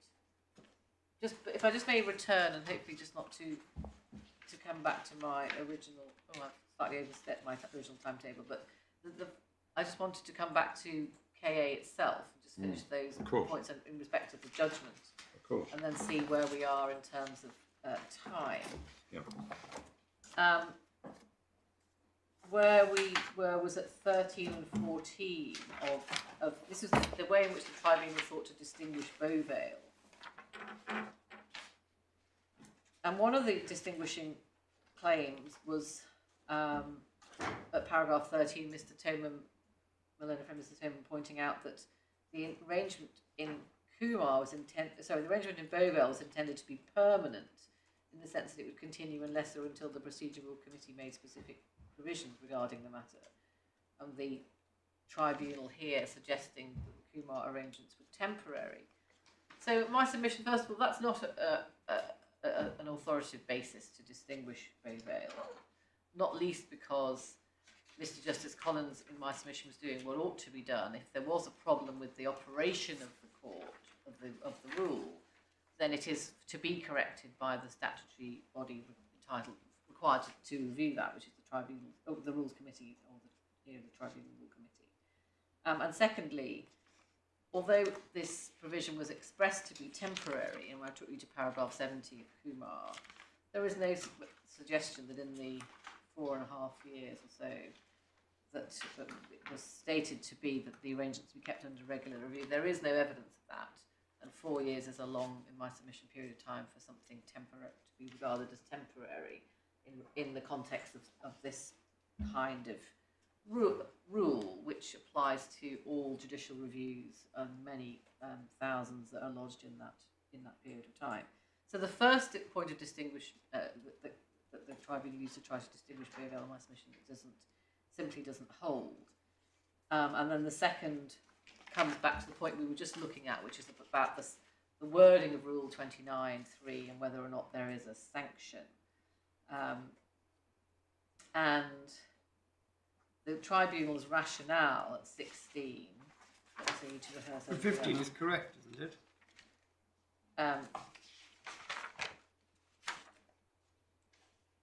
That's not it. 15. We'll be back to the point we were talking about. The Tribunal has to agree to extend the time. No, this is 29.1. 29.1 29.1, sorry, says, yes. I mean, 29, that's why I say 15 is correct, isn't it? Yes, 29.1 doesn't say anything about the consequences. That's correct. Yes, so sorry. But then we do take issue with the interpretation of 15. The last line on that page of paragraph 15. It's not a sanction. It rather informs.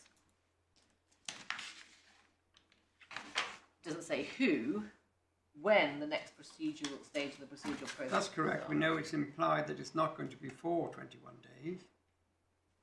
And that's all it's saying. Because you've got 21 days, it would be wrong for the Tribunal to do anything. That's not wrong, is it? That's not wrong, but we don't say it's a complete analysis of what is 21, because we've backed us saying that it is also a time limit. We say we're back to that. We've been through that point, but just to say that's the applicant's argument. It was, and then paragraph 16 deals with the context of judicial, the burden, so-called burden of immigration judicial reviews, and paragraph 17 of the judgment does identify what is described as a sanction, and albeit they say it's of limited ambit. sorry, just before I come to 17, I just should identify that 16 is the tribunal's analysis that the arrangements do not equate to a purported amendment of the rule to substitute 42 for 21 because the Secretary of State is aware that she would run the risk without good reason.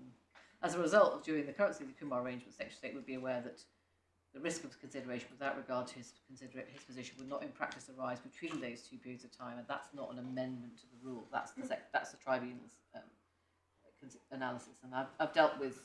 I hope I've dealt with that. The applicant's case on that, but that's their response.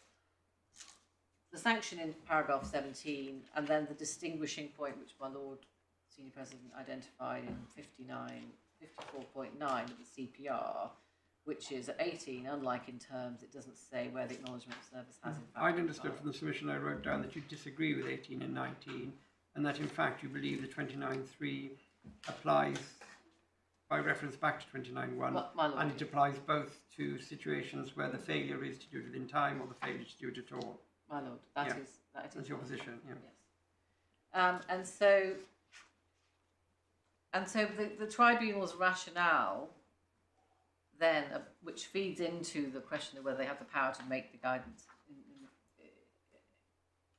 is identified. They say that they're not changing the rule, they're not changing the practice, and that because the Secretary of State is still going to aim to file within 21 days where she can, and that paragraph 19, we consider that if the drafters of Rule 29 had intended to mirror the position, then some such words as we looked at, my Lord Senior President, in accordance with the Rule 29, 1 or 2 would have been inserted. But the tribunal's effective conclusions were that there's nothing that can be described as amounting to purported general relief from sanctions. But there is, without a doubt, we say there's a generalist position identified by Kumar. That is my submission, absolutely plain, and it's for this court to identify under what power the tribunal purported to create that general position, either by amendment to the rule or giving guidance. Whichever of those things it is, it has to be done through a power, and there is no such power. And that is why we say our primary position is how we put it forwards. And the tribunal, both in Kumar and in KA, have very little regard to the impact on applicants, except to identify where it might assist an applicant to know what the Secretary of State's case is, to avoid them expending costs on a hopeless case. That is important, but it's not the only relevant consideration. I don't need to repeat those submissions, but my Lord has those. And that there comes to their paragraph 26, that the late ANS can't amount to a valid reason for the judge to ignore. And we don't say ignore, we say apply the principles, and if it's in the if there's the overriding objective and it's in the Well, you say you've got to have an application for an extension of time, as I understand it. Yes. You say 26 is frankly wrong. And yes, we say it's wrong, and there has to be an application and a decision. And even if there weren't a requirement for an application, there still have to be, in my submission, a decision to admit it. Otherwise, there's just an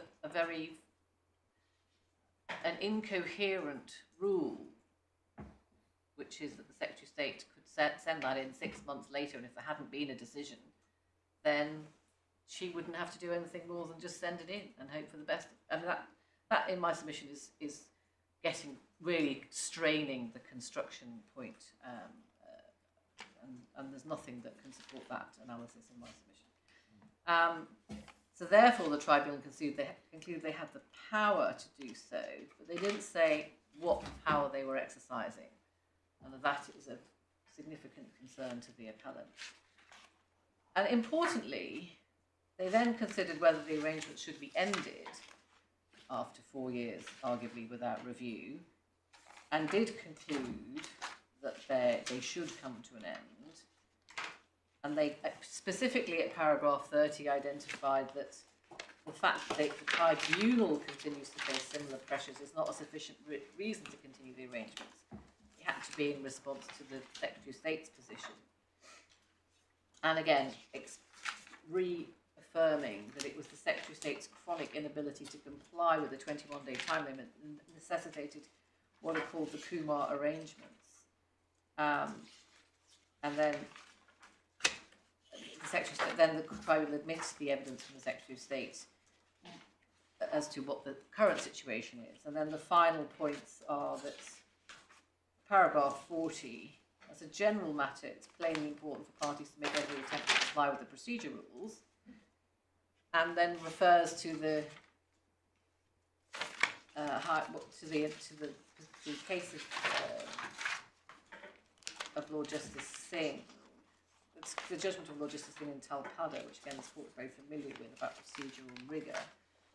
And they had already referred back, just for the court's note at 29, to the principle in Hysaj from Lord Justice Morbick. And so, having decided that the arrangements were lawful and the process didn't require a formal application at 45, the tribunal ended the arrangements. The application, the phased return proposal was opposed, see paragraph 48. But in my submission, if the tribunal is right, there was no need to bring the arrangements to an end, because if the tribunal is right, there's no requirement for the Secretary of State to file an acknowledgment service within any particular period of time, and the tribunal didn't have to admit the acknowledgement of service, and there didn't have to be an application to extend time. There didn't have to be a decision to admit it. So, if the tribunal is right, the only thing that has changed is the tribunal indicating to the Secretary of State, but not to all parties, to the applicants, because they don't know they have no way of knowing what the tribunal is doing in terms of time. But the only thing that was brought to an end was the tribunal saying we're not going to look at anything for 6 weeks because of our own pressures. But that's your better point. Is certainly when they decide to bring it to an end, it's not because there's any evidence to suggest the tribunal need another 6 months before they can start processing things quickly. It does seem that at least for the last 6 months, it is dependent solely on the Secretary of State was thought not to be able to comply, rather than because the tribunal couldn't deal with it, and therefore there was no point in requiring the Secretary of State to deal with it. There's nothing to suggest that that's the reasoning you say. And that's what it seems to be on the face of it. The observation that the appellant would make is that if this is exercising a power by the tribunal under what's still to be decided, there is an obligation to, and if it's in any way a departure or from the ordinary practice that is mandated or required or expected by the rules, then at a minimum the tribunal should have reviewed what the rationale for those arrangements at more sooner than was effectively only occurred because the argument was raised in KA by the individual applicant. There's no suggestion or evidence, and I'm sure Mr. Chairman would have identified if there were. Just so Ms. Nye can deal with it at this stage. The actual indication from the tribunal on day one of the hearing was that the backlog, the delay for the tribunal, as of May 2018, was 12 weeks. That appears, page 89 of my now fairly historic skeleton argument, the one that I filed in May 2019. I just read paragraph 89. And so What's the page with? page 89 of the main I see. That's the earlier skeleton argument, yes. So to follow that reasoning, the tribunal said, regardless of where we now are with our backlog, it's appropriate to put the Secretary of State on notice that these arrangements are coming to an end. So it wasn't, am I right then in saying that it wasn't because the tribunal couldn't look at these matters and they needed time, it was just because they wanted to give the Secretary of State longer than the 21 days? the position was the tribunal backlog appeared not to have cleared by this stage, but the tribunal said, whatever our backlog is, the time has come to put the Secretary of State on notice that this particular assumption, this indulgence, can no longer be relied on. Presumably now in 2021, for reasons we can think of, the backlog has gone away. I can take instructions on that if that would.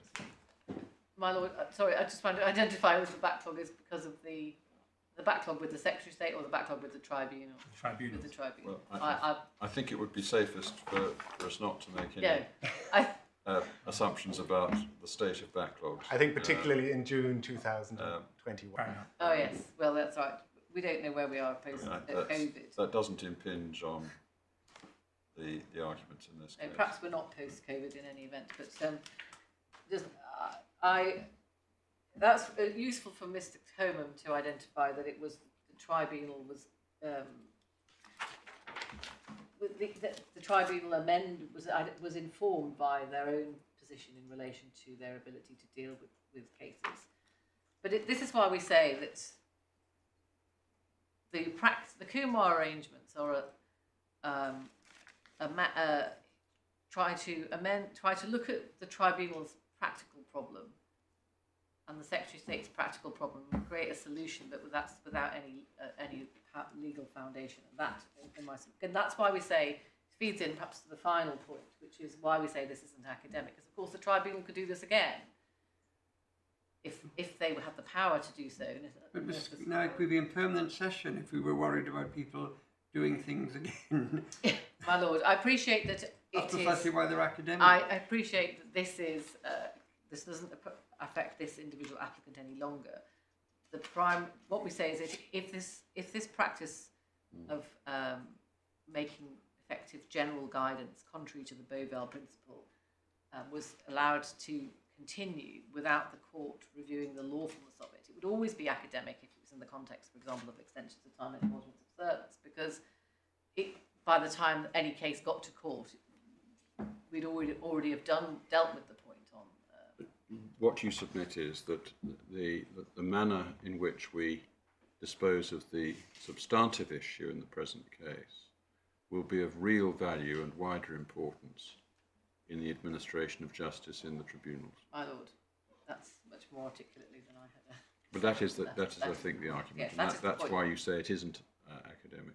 Indeed, from my Lord, the Senior President's role, it is of critical importance that the statutory tribunal, which is created by the TCE, which has very carefully prescribed powers, does not exceed those powers, and that when there is a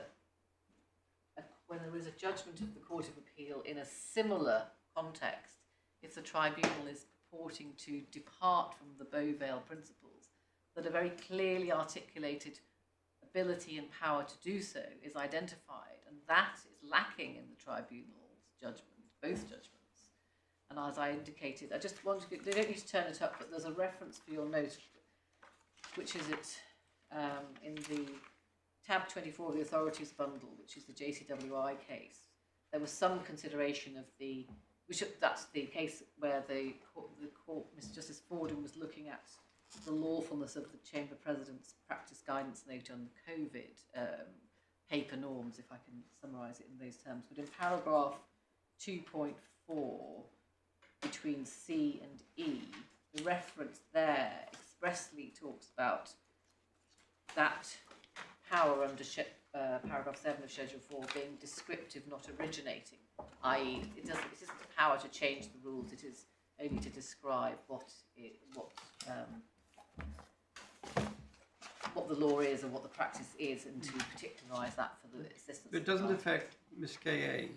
because she's had her claim successfully dealt with. Doesn't affect any other outstanding claims because the arrangements don't apply. It can't possibly affect any decision that was actually taken during the 4 years up to the 1st of January 2019. It can't affect the validity of a decision. My Lord, it doesn't. We accept that at the time we lodged the appeal, as I indicated from the first document I took the court to, the arrangements hadn't ended. So there was a proper basis upon which to bring that challenge, which was live for other cases.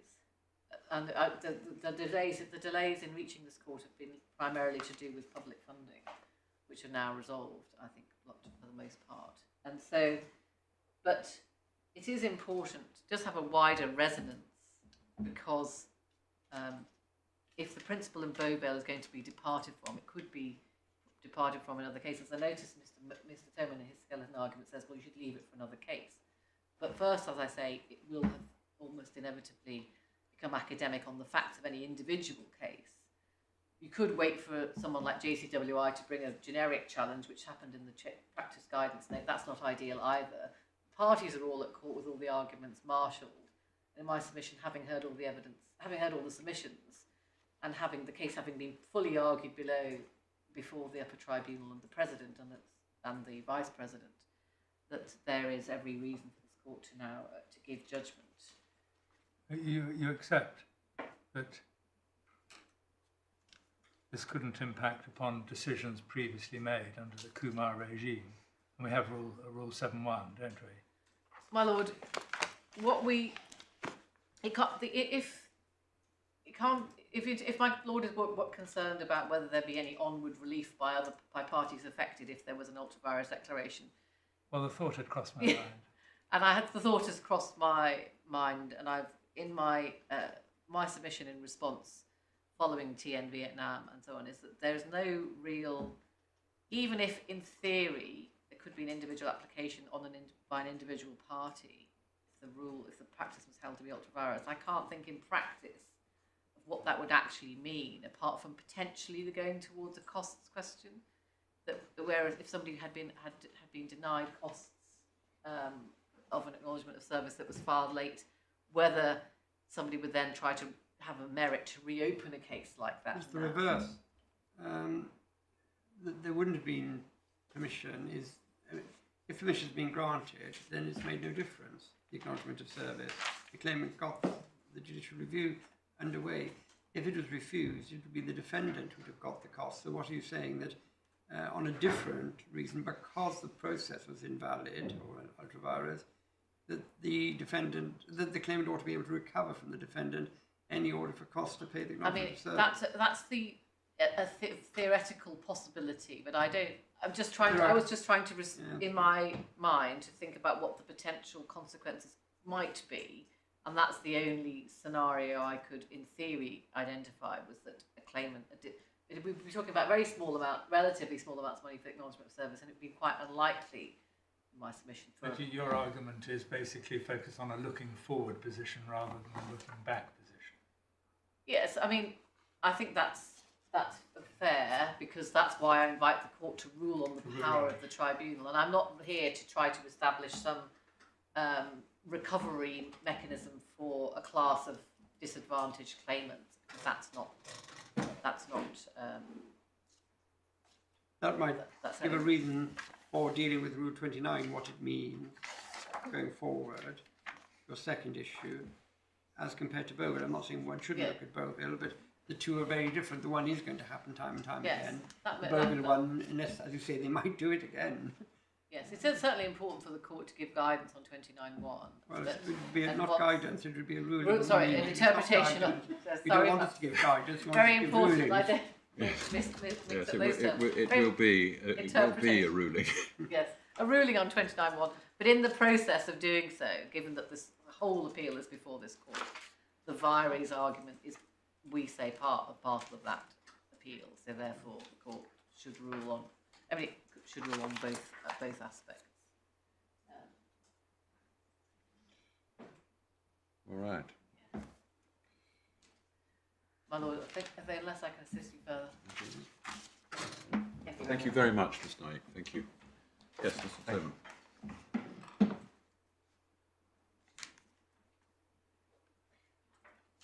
The order of my three submissions will be, first of all, I will address you on the Rule 29 aspect, that is the construction. Yeah. Secondly, and following from that, I will address you on the intra and ultra-virus argument with relation to the decision in Kumar. And then thirdly, and more briefly, I will address you on the issue as to what parts, and I say both parts of this appeal, should not be determined because they have become academic or are of sufficient public interest to warrant the termination of the matter now. And I entirely accept that by the time I will come to my academic points, I will have weakened my position to some extent because the court would have heard arguments. Well, we acknowledge that you're proceeding in the same sequence as did Miss Naik at our invitation. And it may be helpful at the outset just to draw together the purpose, I say, and the different strings which inform permission proceedings and therefore the value of the acknowledgement of service. Yes. And I say there are three principal strings of public interest in that. First is the interest of the court and administration of justice. Second is the interest of the defendant. And the third is the interest of claimant. And I say that it's important not to lose sight of those three strands as we look at the individual submissions that are being made after. In terms of the, just so you have the reference, in terms of the court's interest in receiving an acknowledgement of service and in the permission stage being done properly, a helpful starting point is the case of Ewing, which is in your authorities bundle at tab 10.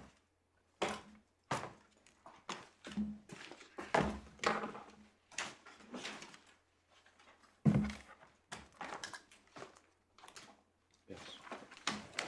Do you mean 10? 9, actually. 9. Apologies, tab 9. Yeah.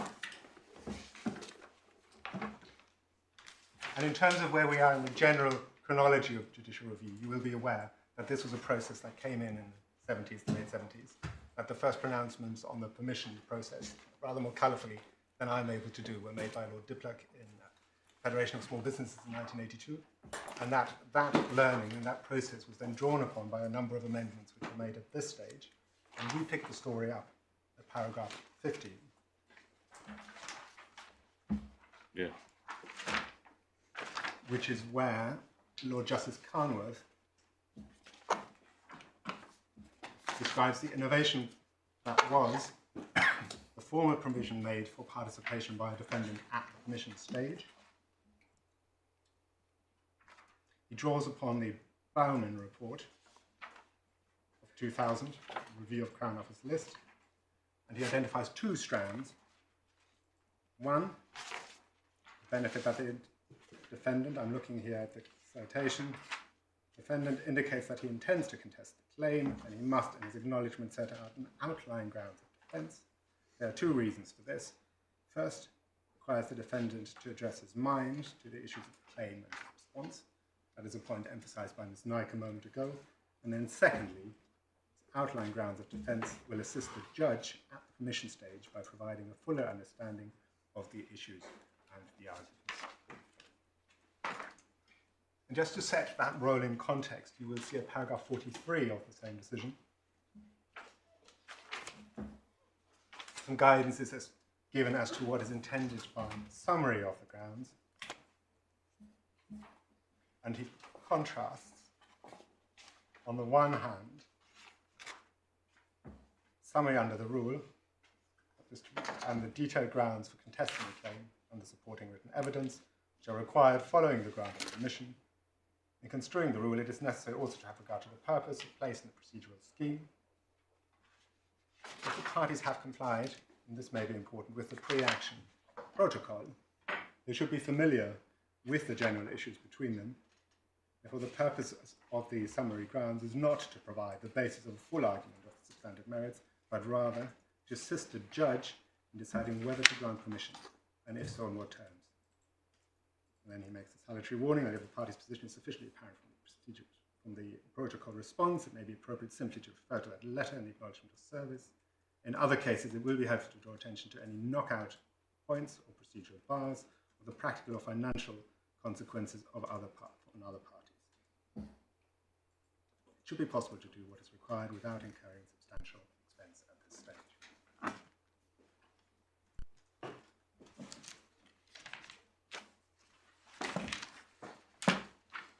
Now that is picked up by Lord Justice Higginbottom in the case of Singh, and there, authorities bundle, page 5 to 9, the next point of call.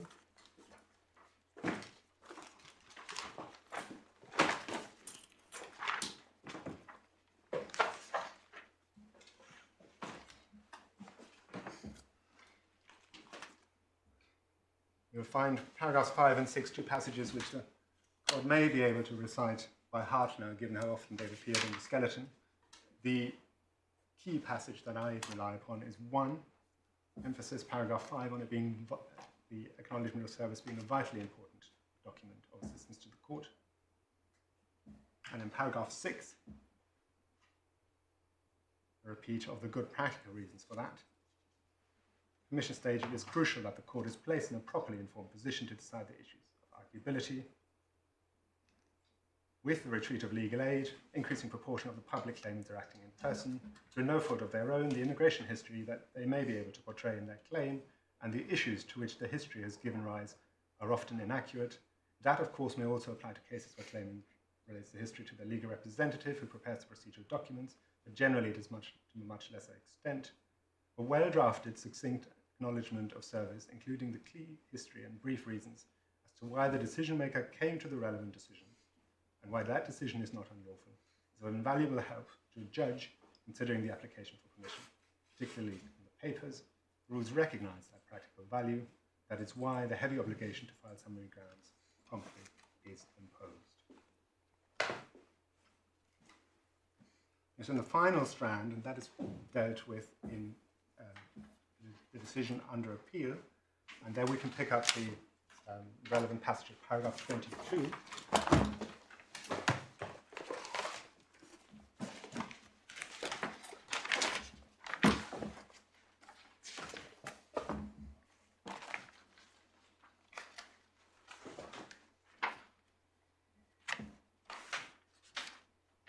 The question asked of counsel then appearing for the appellant was in what circumstances it would be appropriate for the tribunal not to consider acknowledgement of service and grounds filed late. There was not then, and there is not now, any specific example given of when that might be appropriate. And I'll come back to that when I deal with whether this appeals. Well, one reason might be just the general administration of justice. It's important to comply with rules. Yes. That's a general reason rather than a specific reason. And if that were the only tool available in the judicial armoury for penalising the respondent in not doing that, then there would be much to be said for that. Because it does help concentrate the mind. If people know that that's going to happen. That's the whole ethos of Denton and White, isn't it? Yes. But what I hope to show the court is that there are a number of other aspects which concentrate the respondent's mind. And well, one might say, I'm sorry to interrupt you, forgive me. One might say it's not merely, as my Lord points out, the administration of justice, it's also access to justice, because it is part of a procedural framework that as was stressed in the passage you read from Singh, that there is promptness not only in the claim being issued, but also promptness in it being dealt with. Absolutely. So it is an access to justice as well as administration of justice issue. All of those considerations are very important and very valid. They inform why the requirement is imposed. They inform why the requirement is imposed to do so promptly within the 21-day time frame. But for the reasons I will give in my submission, they do not answer the question of where the interests of justice lie, where that has not happened for a number of reasons, and where the court is left with the question, do I look at this document which has now arrived, or do I put it aside? And that is where my Lord has preempted me, because we do now come to the third stakeholder who has an interest in this document being looked at, and that is the person wishing to have recourse to access to justice, yes, and his interests being protected.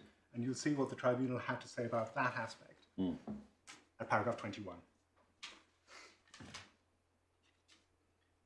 Or rather 24, where it is said, tribunal pointed out an argument, it is by no means the case that applicants who obtain permission to bring judicial review proceedings thereby unequivocally gain a material advantage, where perusal of the AOS and grounds would have made it plain to the judge that permission should not, in fact, have been granted. Although some applicants may welcome an extension of time in the United Kingdom occasioned by the grant of permission, an applicant who, in truth, as an unarguable case, faces the prospect of being made liable for substantial costs if the case proceeds to a full hearing. Applicants who are represented can expect to be warned by their legal advisors on detailed grounds of defence that their claims are unlikely to succeed and to withdraw the application before the full hearing takes place. Unrepresented applicants, however, may not appreciate the position. There is therefore a real danger that they will end up being materially disadvantaged by a grant of permission that could have been avoided if the AOS and the grounds had been considered.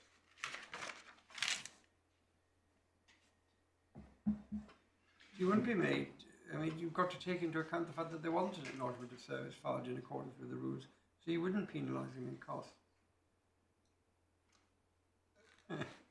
Can you just ask me the question again? I'm not sure.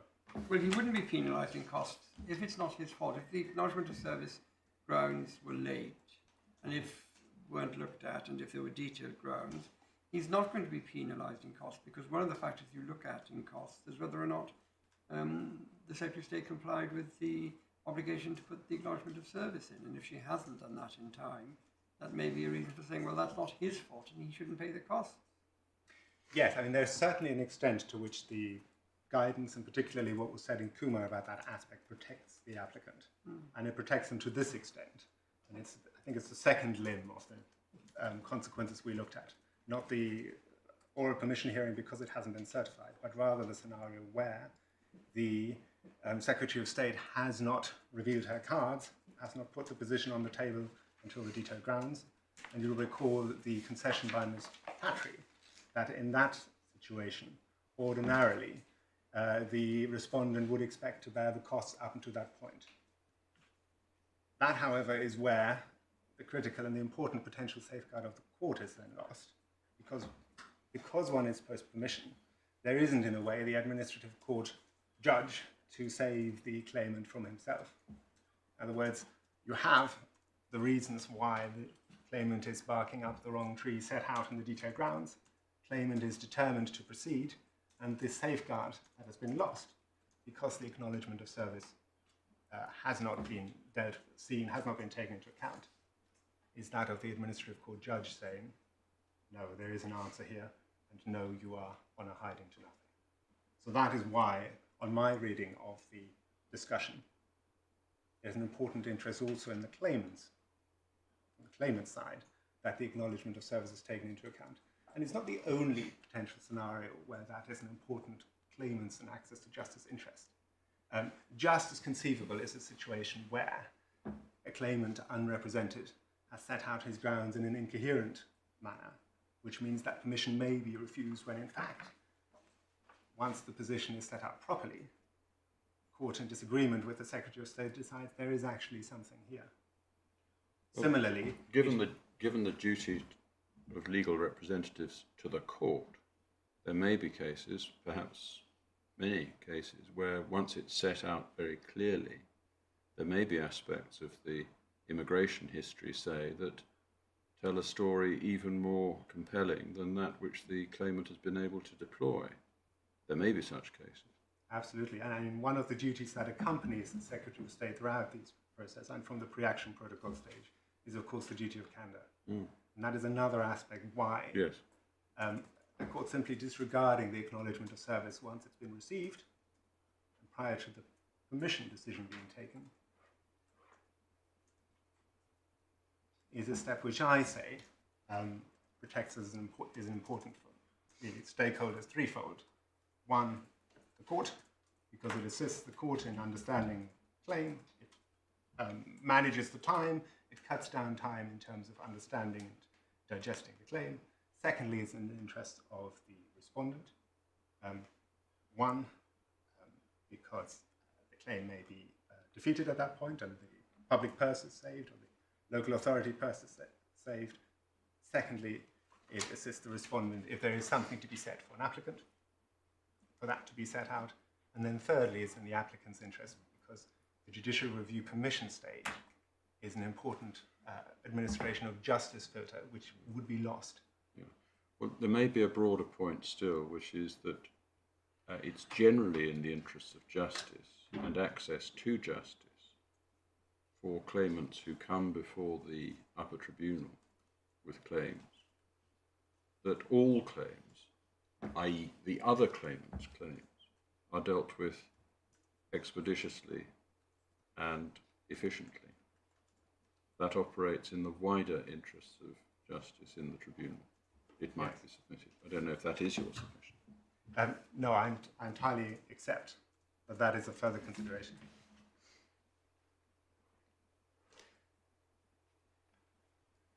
I'm sure Ms. Knight would say that cuts both ways to some extent. That may make the court even more keen to enforce rigorously the 21-day requirement. But looking at this through the auspices of the specific situation here considered, the acknowledgement of service comes in late. The court has it and hasn't decided whether permission should be granted. In my submission, that is a further consideration, efficiency, which supports the document at least being looked at this stage.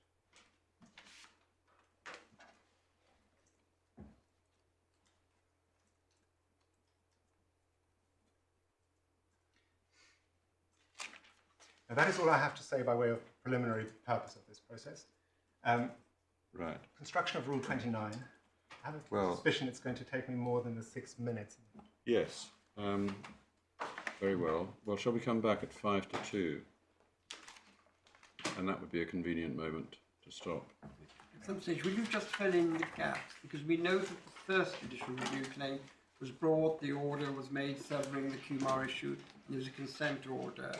I've seen the consent order for December 2018, that the second claim was brought, but your chronology obviously stops before the second one was brought. And I'm not quite sure when the second claim was brought and what the actual complaint was, but in any event, it seems to have been compromised. So 2 or 3 sentences just to complete the picture would be of assistance.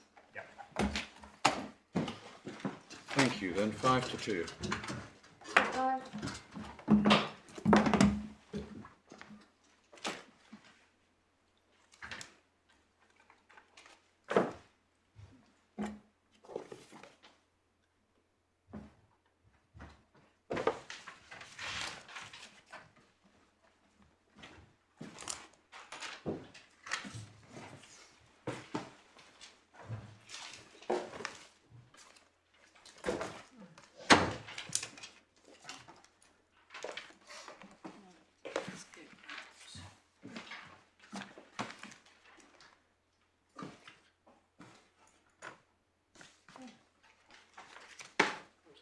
I think we have some in What's that? the second claim. Oh, yeah, it's in the, isn't it in the Supplemental bond.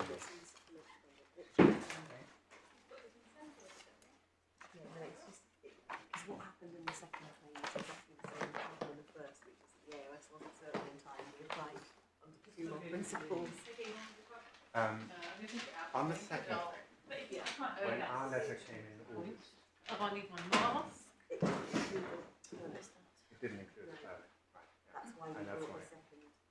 And that is also why It's just a letter Well, the saying you cost will get of- that. yeah. And it wasn't use it to get the I've got that on the May, but what about the August one? I think that was the same. It's not, it didn't have the biometric residence permit with it.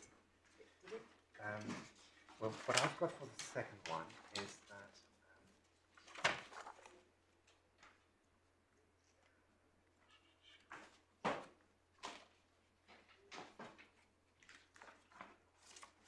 Hi, Michelle, it's Lucy.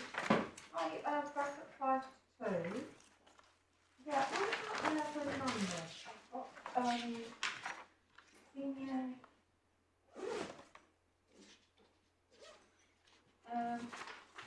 what about senior, I've got, April and May. yes, the Keith Lindgren, is that right?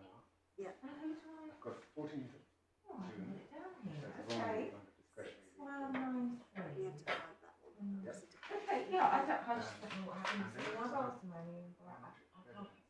Received. I think you should really, because she's So what not. this letter saying and how Maybe Marion. what she needed was the residence permit. going to Yeah, I think maybe. What I Yeah, had- because What I had in they my told me instructions- 70, and I was going Yeah, out and then I had a about suggestion that when we responded, we actually gave the correct biometric yesterday, residence last permit. We night. said the wrong thing in the letter. We said discretionary leave.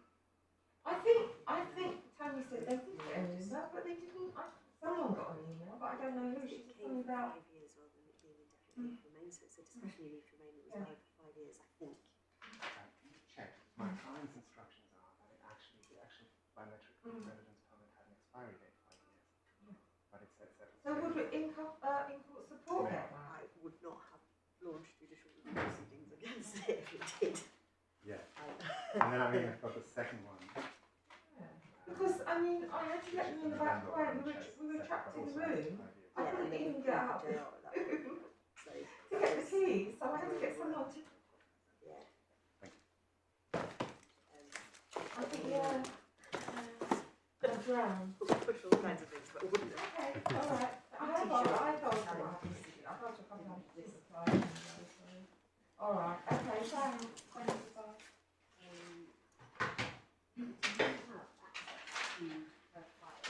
What is our best route out? It was open now, yeah. Someone get the keys. Check some things on it. Okay, let me see if I can get my Wi-Fi connection. Is Sloane coming back in? I think she went to the ladies. Just because she might want her documents. She took some stuff with her. Okay, fine.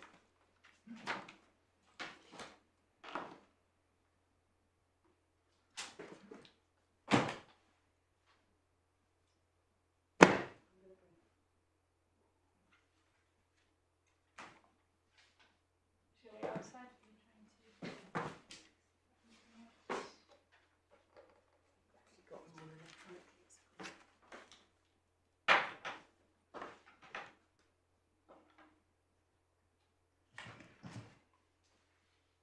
Hello?